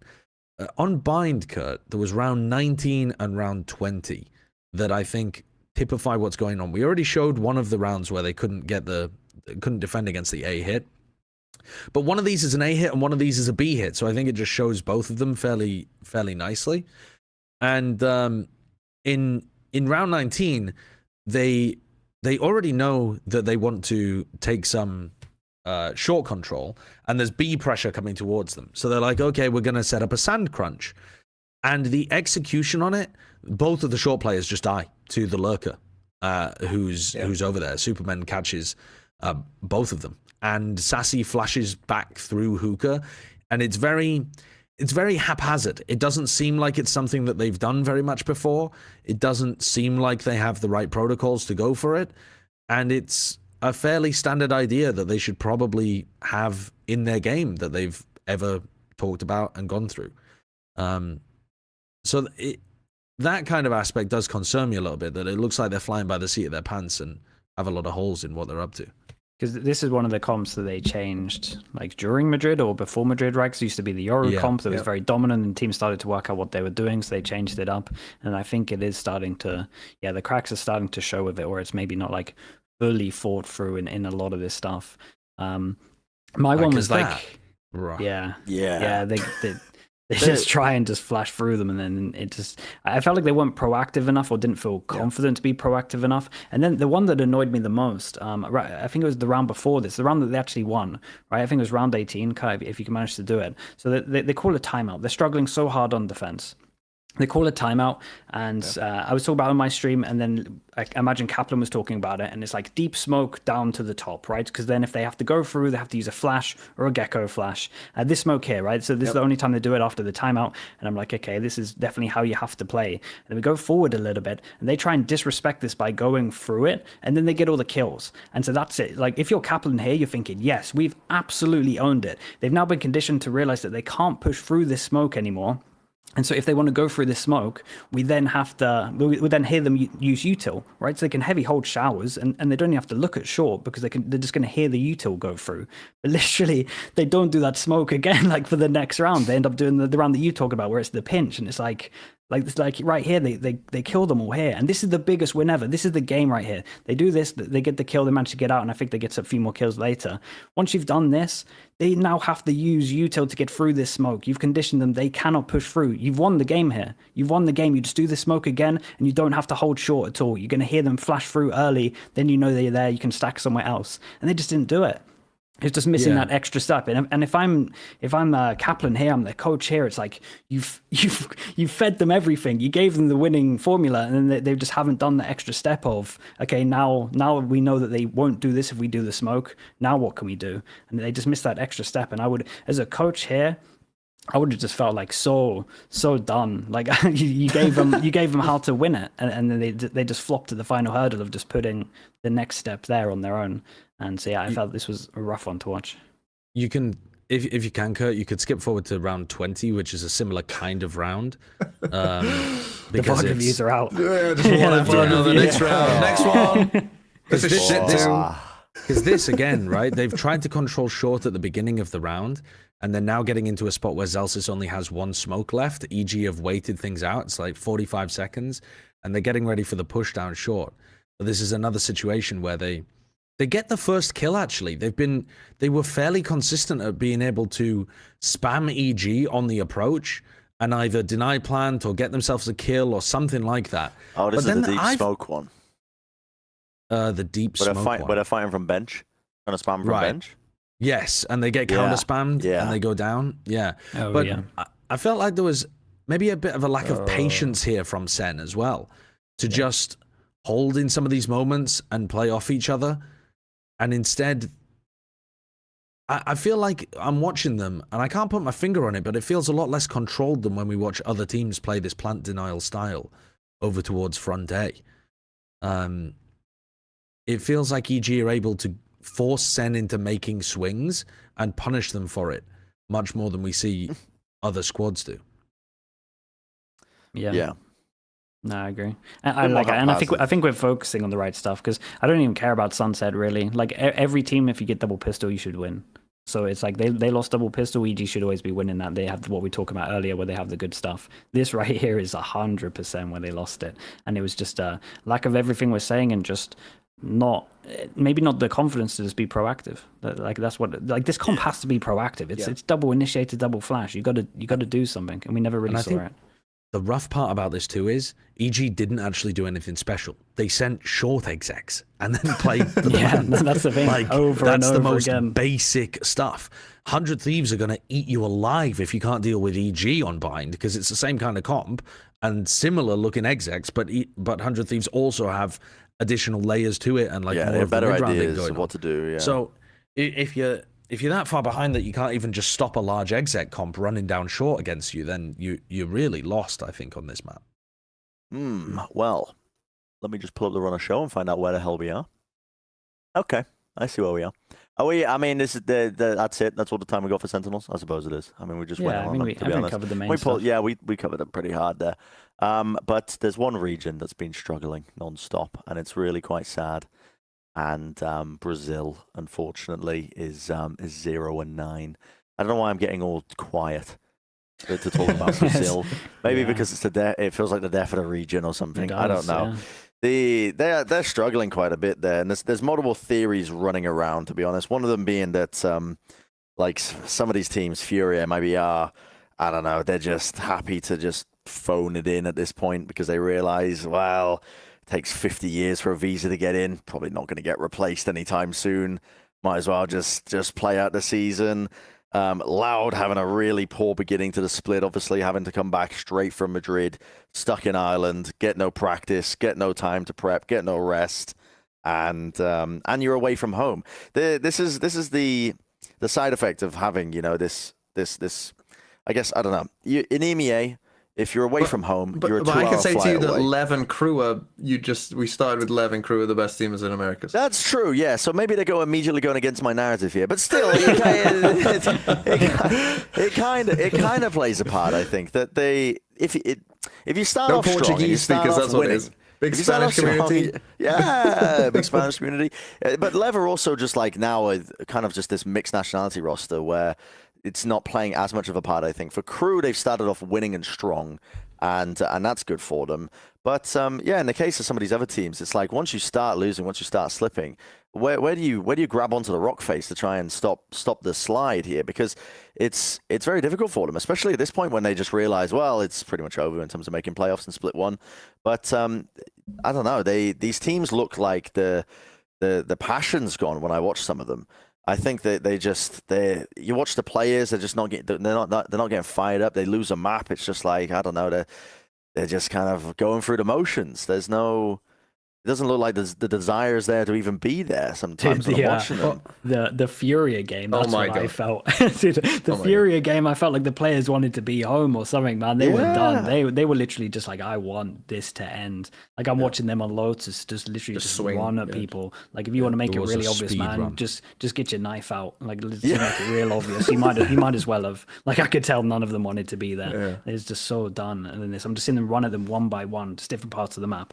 It's just like, they're just morale is just done. This team, Killjoy's always swinging out C.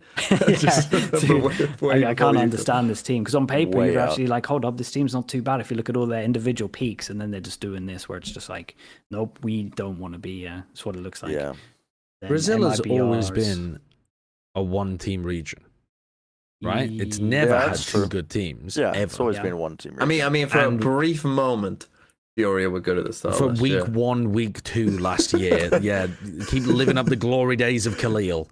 He'll never return there by the look of what he's up to recently. You're always on about this.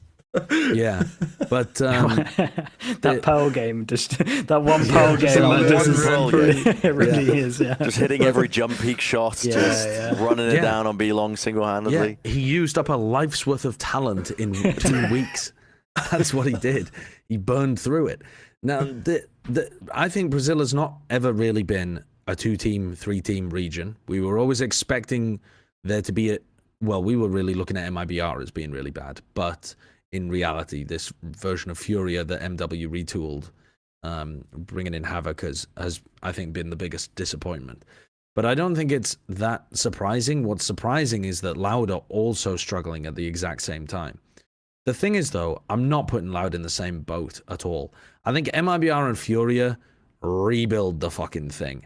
And please try to come from a top-down approach next year instead of giving power to the players or reutilizing the same cores. I want to see something fresh. But Loud, they're going to be good by the end of the year. It's the same shit again, man.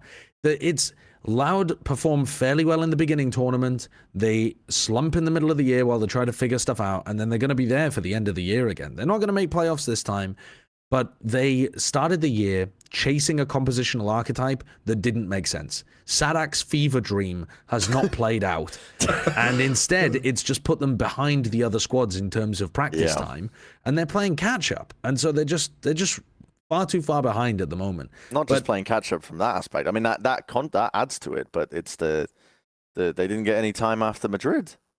Sure. Like once it was figured out, it was. But they had to reset all of their comps after Madrid anyway, because those they were past the expiry date. That was some smelly cheese, you know. Sure, yeah. But if you start pracking like on your first match day, that's like when you're starting your prac again. That doesn't help, right?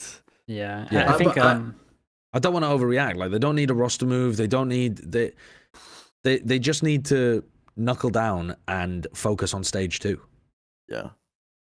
I think you're being a bit too lenient, to be honest. My big worry for Loud came in the C9 Icebox game, where I have never seen Loud aim so bad. I was like, this Icebox game against C9 where they got destroyed, they couldn't even fucking shoot a Sova drone. It was that bad. And this is map 2 after they've won map 1, so it's not like they weren't warmed up or whatever, right? This is coming into a second map, and I was like, how are Loud getting absolutely mega diffed by C9 everywhere? Like, I was like, what the fuck is going on? And then I kind of somewhat continued it against the crew as well, I think, a bit. Obviously, crew are pretty good and have good aim, but I was a bit worried for him. I do think they do have a bit of a problem with QCK. You know, I don't think that he's a bad player, but they've played 7 maps, and he hasn't top fragged in a single one. And he hasn't come close in most of them. I think that's a problem. I think that it's a problem when your duelist is not, and it's not that he's, again, it's not that like he is the only problem.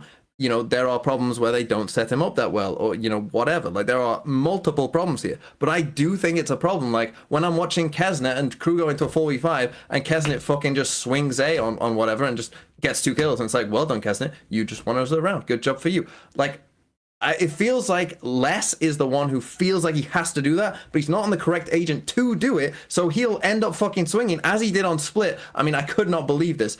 He is jiggle peeking ramp, 2 people shoot at him, he hears 2 people shoot at him, he hears it, and he wide swings into 2 people with no util. I was like, I cannot believe he's just done that. I could not believe it. Is this it? Yeah, he sees 2 people shoot him, and then just wide swings them. I could not believe he did. He does go 1 for 1, but I could not believe. I was like, there's no way, right? But I think, like, I think give a bit more time, and once the team has more confidence in the overall team play, getting them results, they won't feel incentivized to go for stuff like this. And I also don't see who you're replacing QCK with. There's a couple of like Brazilian duelists in tier 2 right now, but one of them's like Sato and the other one's got a P in their name or something. I can't pretend to be a Brazilian expert. Pancada. No, it's not Pancada. Pancada's a duelist player from tier 2. Get Pancada and play no duelist.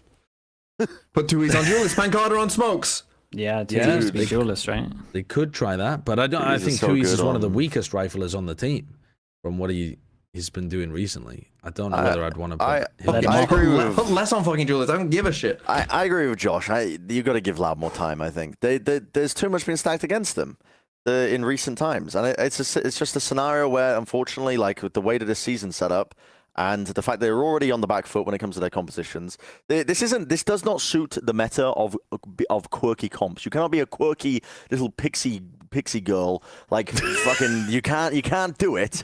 In this era of Valorant. Just like, fuck you, Bren. Fuck you. I'll play what I fucking want and we'll win anyway. But they're quite Chad-like with it because they just play it and then they have good team play elements that offset like any sort of weaknesses with comps. But what I mean by that is that if you don't have somebody who's like just a heavy hitter aimer and you can just empower them like as a basic game plan, for example, like Kesnet go kill. We're going to set you up to succeed and we're going to push you up into angles and you're going to be able to get lurk timings and we're going to cause distractions. You're going to be able to kill people. We're not in that era of Valorant. We're not in the era of Valorant where Loud are dominating because they could just play a fucking MOBA on B long Pearl. This is the era of Valorant where, unfortunately, you get shot, you die. And it's probably the most boring era that we've ever been in, I think, at the moment when it comes to fucking Icebox and Breeze gameplay. I'm like pulling my hair out every time I'm seeing it being played because there's nothing new being thrown. Yeah, I am actually a hater right now. Everyone is unified in this. No, it's not even true, What, man. the Icebox and Breeze hate? Yeah, people are doing new stuff on both of those maps. But they're still shit. Yes, they're bad.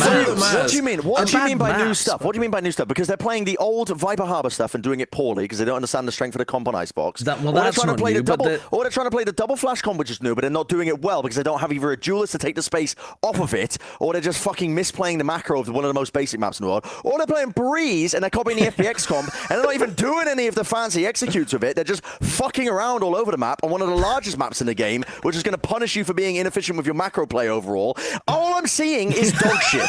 All I'm saying is dog shit. We are in one of the worst eras of Valorant that we've ever seen so far in pro play, I think. And it's just what right now, what really gets rewarded is knuckling down with a simple game plan and hard aimers and confidence in your aim and confidence in team play. And that will carry you so fucking far at the moment. And unfortunately for Loud, they're not built like that right now. QCK's not built to tango and contest and do a little dance and jig with fucking Aspas. He's not. He's not built like that. I'm sorry. He's not caked up like that. It's just not the case. There's a reason they were leaning into fucking Phoenix comps. It's going to take them a bit of time. I'm not losing confidence right now. I just think that map pool change will probably suit a lot of these teams better if fucking either Icebox or Breeze gets taken out. Because those are the two big sticking points for me right now with a lot of these teams.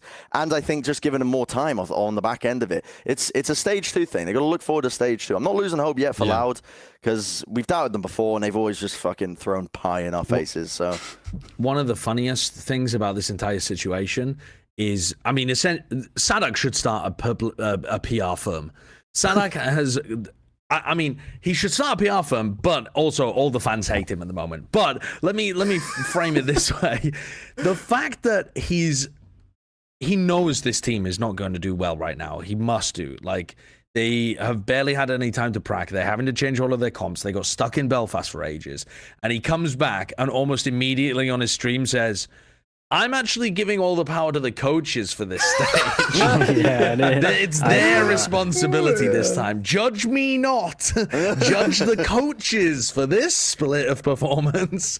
So he's actually just foisted the responsibility over onto them. I'm sure it's true, but it doesn't mean that they have the same like chance of success that they did at the beginning of the year, because everyone's I think it's wild. Like, even in Liquid, right? I let the players do one comp. It's the worst comp I've ever seen. But at the time, I would still go out there and be like, oh, yeah, like, I'm not going to go throw my team under the bus. Which comp was it? That's crazy. He's just doing it now. So he's doing it the 2 years later. So I would do it now. Like, I don't mind. It was like the beYn Viper one. Yeah, like, BeYn. This is why I hate the GE comp That's why I hate the G comp. Yeah, it is. Vietnam. Just solo. It just doesn't work. Just lunacy.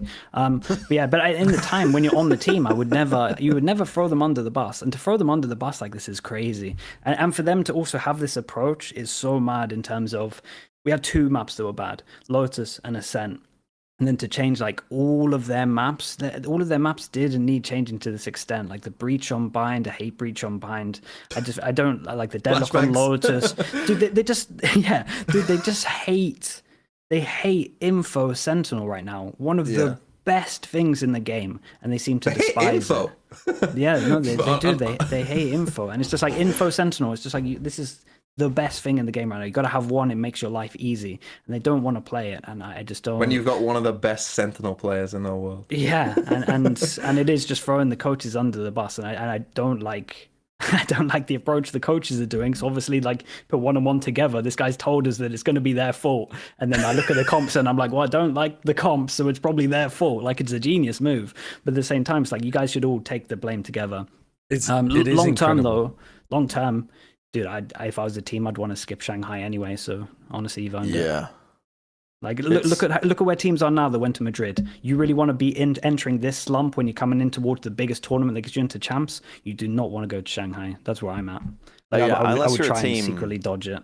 Yeah. Oh no! Oh, this comp didn't work. Oh, the deadlock on Lotus, no info didn't work. Oh, what a I'm so sorry, guys. We're trying some new stuff. We did made Shanghai, just thinking, yes, we got 5 weeks to plan some stuff. We're going champs. Like, I'll just be feeling great. But instead we. I think that's what they're doing.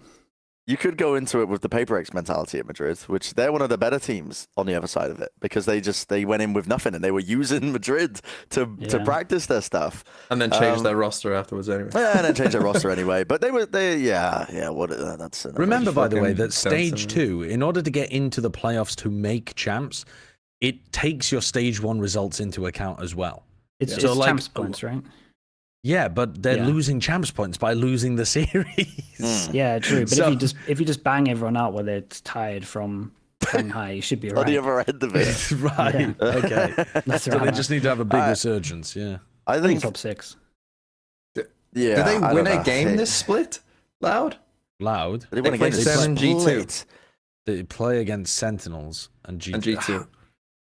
I could definitely see them getting a win if they're like, if they get the fuck it, we don't care anymore attitude, like EG. I'm not gonna lie, that is one of the biggest buffs you can have, is you've just given up on the split, because the amount of if they lose to Sen, they can't qualify for playoffs. So this is what I mean, but also, like, just if you're not worried about the loss, pressure's off your shoulders, you're going into it just being like, guys, let's just test some stuff and have fun, and then suddenly you find yourself winning because you're like, oh, we got all this confidence, we're playing like we do in scrims.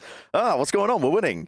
This game will really matter for G2 as well, I think. It probably will in the grand scheme of things. Really and Sen. This game really matters for Sen as well. They have to win, pretty much.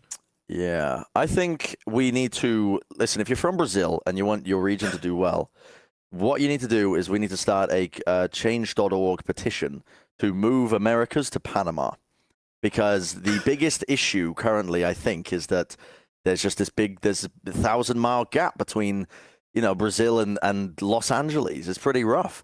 And if so you can do a change.org petition, why not just say bring it to Brazil? Why Panama? Because it's the They middle don't be ground. unfair the other way around. We need it like in the center. We need it in literally the center of the. We need it on the equator, so that so here's the line of logic. The equator runs through Brazil. Here's the. Oh, that's true. Yeah, it does. Okay, well let's move it to Brazil.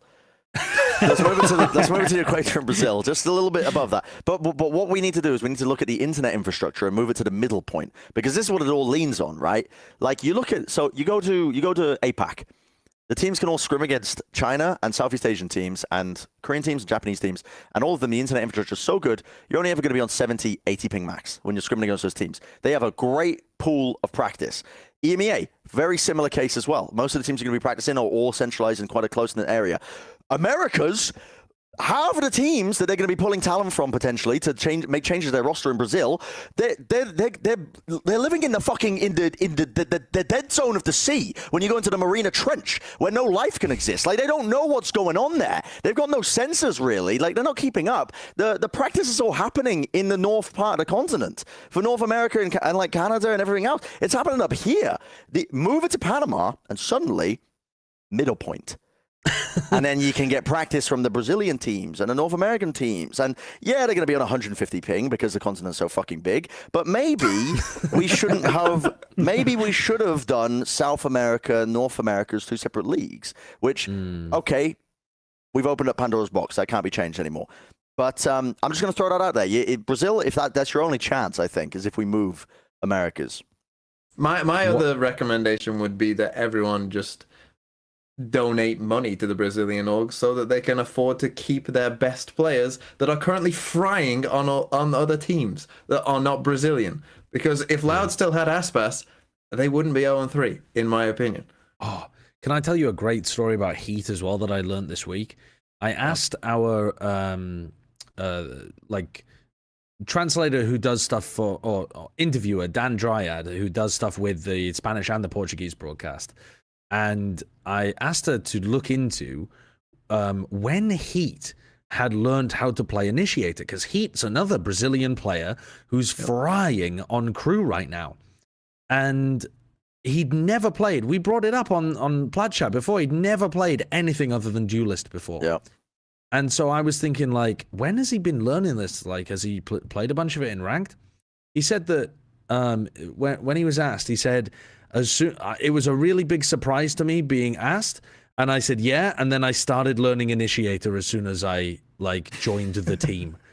And he's just immediately playing a range of Initiators as well, not just like one hard, like learning a single role. And the utility is very good, very simple, and his fragging is excellent. Like,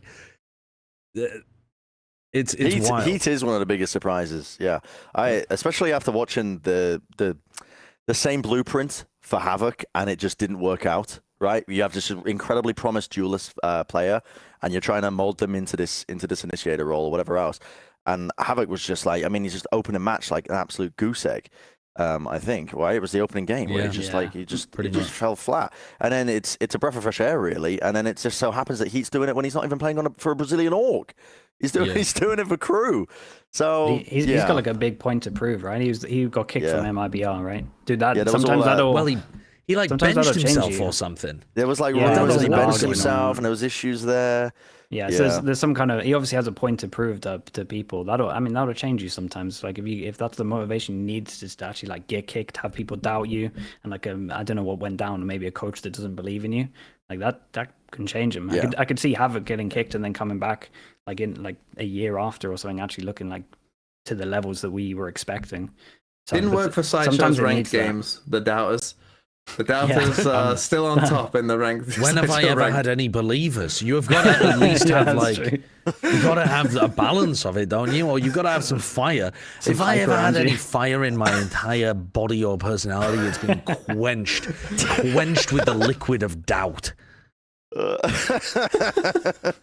Let's move on to predictions. Let's wrap this one up here. It's been a long episode, and we were supposed to finish quite a bit ago. So let's do America's Week 4 match predictions. We got a lot to go through here, actually. Starting with the first one, G2 versus MIBR. And we've all gone G2. Yippee! Fantastic. Well, that's great. That's great. I think honestly, if MIBR they peaked at kickoff. That's the issue that I have. They peaked at kickoff. I'm still seeing some signs of them actually looking all right. So I think they do have a fighting chance into this one. But I'm telling you, dude, if G2 to sort out their third rounds, they can start taking some bigger names down. They really can. There's something they should have won. They should have beaten flying up. Should have beaten Lev, really, to be honest, if they sorted that one out. So yeah, but I tell you what, I hate their binds. I'll put that in there as well. I hate their bind. You got to switch up your bind, my guys. What the hell are they running on bind again? Single Is it a Euro on Harbour bind. thing? Nah, Single Euro on bind. Yeah, people got to stop with the it's not single good. Euro, man. That's not good. With a raise, sure. Single, nah, not a thing. You can't hit B, and you notice it because you watch Heretics do it. Yeah. Sorry to anti-strat Heretics on this one, but like they'll only go B with ults. So if you play against Heretics, they're only going to go B with ults, and then they always go A because they know that they can take A normally. And if they have no ults, then they have to pull out miracles out of their ass to get over. I'm getting B. flashbacks now to Heretics versus Sentinels on bind when it's 11-11 and they all just plop out of hooker. I think the 5-man running in through hooker, jumping out with it solo Yoru. You can't even fucking TP onto the It's side. so hard, yeah, I hate it. But I will say I love their icebox, so yeah, we'll take one for one. Okay. Next spread, Sentinels versus Loud. And I mean, this one should be. Oh no! Oh boy! I don't feel good about this, guys. This fellas. This one you not feeling shouldn't feel good it, about. fellas. You shouldn't feel good about it because as much as we've been talking down on Loud, Sentinels, I think, again, are struggling to find that consistency in this split. And with a team like Loud, you can't doubt them. You can never doubt them because they'll always prove you wrong when you start doubting them. And now we've doubted them with the Plat Chat guarantee. So this, I wouldn't say this is a guarantee, even with Loud being winless right now. Tell you what, I feel alright about it. I'll be honest. I actually do. I feel alright. I think they're in the pits. I don't think I can see a recovery this split from them. No, I never double down on this. It's normally me talking you guys out of it. I'm doubling down. I can't see this one happening. Like I can't see Loud winning this. I can't. With what we've seen from them, it doesn't look good. It doesn't make sense. Okay. Yeah. I like it. Green Swiftly square. moving on. Yep, green. That's a green square moment. That is a certified green square moment. Cloud9 versus Furia. That's the next one. And this one, I mean, there's going to be some familiar scenes, isn't it? Yeah, go on. Damn, All right. dude, There's another one added to the list. I mean, but seriously, I feel best about this one, I think. This one you should feel best about, I think. Cloud9, genuinely, they're a muddy team. They love to drag you down to their level, but I think that they have some great strengths, actually, in terms of how they play some of the retake situations and scenarios together. I think they got some good ideas about how to play the game right now. This is more about Furia to me. I wouldn't pick Furia. Yeah. I don't even know what. I wouldn't pick Furia against like Against Koi? the Wolf against. I don't think I would. I think I'd pick Koi. Damn, bro. I wouldn't pick Fury against Wolves, I think. And I don't mean Wolves esports. I mean fucking getting Pedro Neto on the server. Dude. This is chalk for Fury. I think this is the number one team. I mean, Fury just look like what we mentioned before. They look like they don't want to be there when they're at Americas. They need a holiday. Cloud9 doing some serious choking in their match. Unfortunately, the classic candidates out there beefing with Vanity, Rooney, and I think a bit of Zeppa as well, just finding it really difficult in that game against 100 Thieves to get started. The beginning of the matches went so badly for them and they just collapsed. I'm not saying it's happening against Furia, but I do think this is the same kind of thing rearing its head again. I wouldn't be surprised if Cloud9 no one from Furia is standing up and pointing and saying, "You're shit." Yeah, That that was is such a very great true. moment. I mean, Boostio with literally just a 4v5 round, and his mouse is broken, and then he uses his body as bait while talking to the referees to fix his tech problem, was the most Chad-like thing I've ever seen in Americas, as he then proceeds to just get up and just start shouting, "You're all so bad! You're all so bad!" pointing down the line. That would boom me. I wouldn't go. I Did you wouldn't see turn up his to tweet work. after the game? Yeah, it was like, well, what the fuck did he say? It was It like, was like 2-0 Cloud9. They're all terrible or something like so that. terrible They or play something. terrible, Dude, I wouldn't turn up to work again if I was on the other end of that. Like, I wouldn't be turning up. That was brutal, man. That was actually brutal. But yeah, Fury are not going to be doing that to Cloud9. They look like they're just collecting paychecks right now. But yeah, let's move it on. NRG versus EG. That's the next game, and this one. This can't be a guarantee, surely, right? Surely can't be. Oh, thank God for you. Thank you. Very much. Audio listeners, TMV has gone for EG as the lone one to stand against it. The rest of us gone for NRG, despite the fact that NRG are looking a little bit flat and tired. I was so close to picking EG in this game. I was me so too. close to picking Same. EG. But at the end of the day, I feel like EG are gonna. Yeah, the thing is, I'm expecting EG to ban out Breeze, and I think the map pool is gonna end up being like Ascent, Lotus, and then probably ending on Split, something like that. And Surely I'm just EG kind pick of Bind. I mean, Bind is a free win, surely. Swap my pred to EG. Oh no, Brent! Don't Yeah, fucking that do this that again. didn't take Brent, much. you No. fucking clown! You Yeah, did this Bind. the first week of EG, and you convinced me like EG. They've got the Well, you- ideas. They've got the coach. Trust They me, do, they're gonna they win. do, And then they I do. changed my pred, and then EG get fucking slapped because they weren't that good. And now you're gonna join me, and again we're gonna look like fucking idiots. And NRG are going to 13-4, 13-3 because EG Yep. can't aim. But we'll look like idiots together. That's the No, you're not going to look like an idiot here. There's going to be at least one map where EG look good in this because, like you said, they can either get Lotus out there or they can get Bind. Bind sounds even better, actually, after you've mentioned it. I'm just thinking we probably end up with Ascent and Split in the pool, and I don't know. I feel...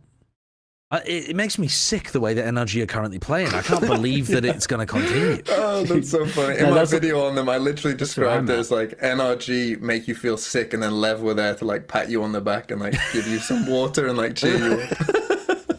That's where I'm at though. I'm literally at the point where I'm just it's a disbelief pick where I'm just like they can't be like this. Like I can't believe what I'm seeing. It's like I'm blocking it from my memory because I'm looking at all the players and I'm like, well, okay. And I'm looking at the massive coaches. I'm thinking, okay, this can't be reality that this team looks this bad with this many people involved. So yeah, I'm choosing to not believe it, and I'm going for NRG. Literal wool over their eyes. Yeah, pretty much. No, I've had stalwart faith in EG for the longest time in Derek Overwatch. So, I mean, Yeah, giving up now thing, would be. My thing for EG is like if they can shoot back like they did in the Sen game, if they can have that level of individual performance, They're definitely going to win. Yeah, but that's basically what I'm basing off. That I'm That's what just you're basing thinking EG hopefully can continue their individual performance, gain a lot of I mean, obviously Sen didn't play great, but like you still did beat the Masters Madrid winners. That's still gonna That's be got to like, be a confidence boost, man. Surely. yeah, they've still got to feel like, okay, we can do this, and I'm just hoping that kind of continues and they win. All right, last pred here for Americas, and this one I think could be our match of the week as well. It's Crew versus 100 Thieves. Oh, don't give me a fucking guarantee here. Dude, okay, Okay, good. That's what we okay. need. Split down the middle here. We got Sliggy and TMV that have gone for 100 Thieves, which is respectable as well. And me and Josh have gone for Crew. This has gone wrong in the past. Me and Sliggy This has on gone wrong in the 100 past. Thieves, and it doesn't go well. We're the 100 Thieves believers. But Yes. we're kind of sticking with it. And honestly, they look good. They look good. They're looking good, but so does Crew. So it worries me as well. I think this should be the game of the week. I'm kind of excited for it because I don't have any idea how this one's going. To be honest, it is a 50-50 in my head. And this will be like a good insight into if Crew if Crew win this, they're literally the best. Oh, yeah. They're actually the best at the moment. Who win this? Their chance of best going to team in the Shanghai world. because they'll get the bye probably. They'll finish Yeah, top of they'll the be group. They'll top. get a Yeah. bye. Dude, They'll I'm only telling need to you, win one of two this- games. Massive. Like, yeah. This It's is such the a perfect massive era game. for BBL and Crew. I'm telling you, this is the perfect era for these teams. Now, in terms of the map pool, I'm not going to make any predictions of how this turns out. I mean, do you think Icebox will get played? Possibly. I don't know. It should. I don't know yeah. what the bans are Yeah. for these teams. Because honestly, the map pool, I think, affects massively which way this match will end up going. 100 Thieves have been permabanning Lotus, so you've got that to look around. Yeah. And then 100 Thieves have been wanting to pick Bind almost every time, so I don't see why they would be But moving Crew away from banned that. Crew Bind. permaband. Yeah. Yeah, they're that's permabanning perma. Bind. That's perma, So, which I right. think is the best map for 100 Thieves right now is Bind. Yeah, definitely. So this matchup already that bodes well at the beginning of the map select. I'll be surprised if it goes in a bodes well different for you. direction. Yeah, for me, you yes, too. for crew, yeah, yeah, but crew, yeah, I think there's a couple of points here, like you mentioned, Sliggy. Crew yet to be tested. If they win it, they're the best team in the world. And yeah, I don't know. I feel like it just the Valorant we watch right now, I'm bored to death of it, but also it just suits Crew so fucking well. So yeah, we'll see. It should be a good match. Should be the match of the week, I think. But yeah, that'll wrap up the Americas Week 4 predictions. And now let's move on to the last, final, most important segment in the game, in the world. It's Wyatt's Weekly Award. Which clip are we running this time? Take your bets on whether or not this actually plays or not, because the. Because of the drive. Do you think it's gonna work? I think it might work. The computer has been heating up since then, so I think it works again. Stuff's been coming back online, right? Maybe it works. Let's see. Press the button. Let's see. Dude, it's so dark in here. I can't see anything. What is that glowing? Oh, it's Wyatt's Weekly Award. It did work, kind of. The transition's broken, but sure. That's fine. That's fine. What is happening? The Science it's Award. It's back. We're out of it. Yeah, Wyatt's Weekly Award. Let's wrap this up nice and quick because I know, Josh, you got somewhere to be. We've all got somewhere to be. So, Wyatt's Weekly Award, I think, slam dunk, I'm going to be giving it. And there's no, yes, there's going to be many contenders this week. But Golden Boy, Cynthia, Lorena, who have hosted Kurt to run this episode. So your free content is being provided because Kurt had a place to produce it. He couldn't produce it at the Riot office because they're hosting like 15 K-pop stars right now, and they're all using the PC room, so he couldn't actually produce it in there. So they were kind enough to give Kurt a space, and Kurt had to spend $200 in Uber fees to bring a PC over to their home and also produce the episode. So this episode, there's a lot of sacrifice being made. I want to hear no complaints in the comments. I want everybody to say thank you, Kurt. Skipping the LATAM topic, it was kind of inexcusable. Which LATAM topic? The Crew Lev. Dude, I've been singing No the one praises of wants to Crew talk and about Lev. Crew.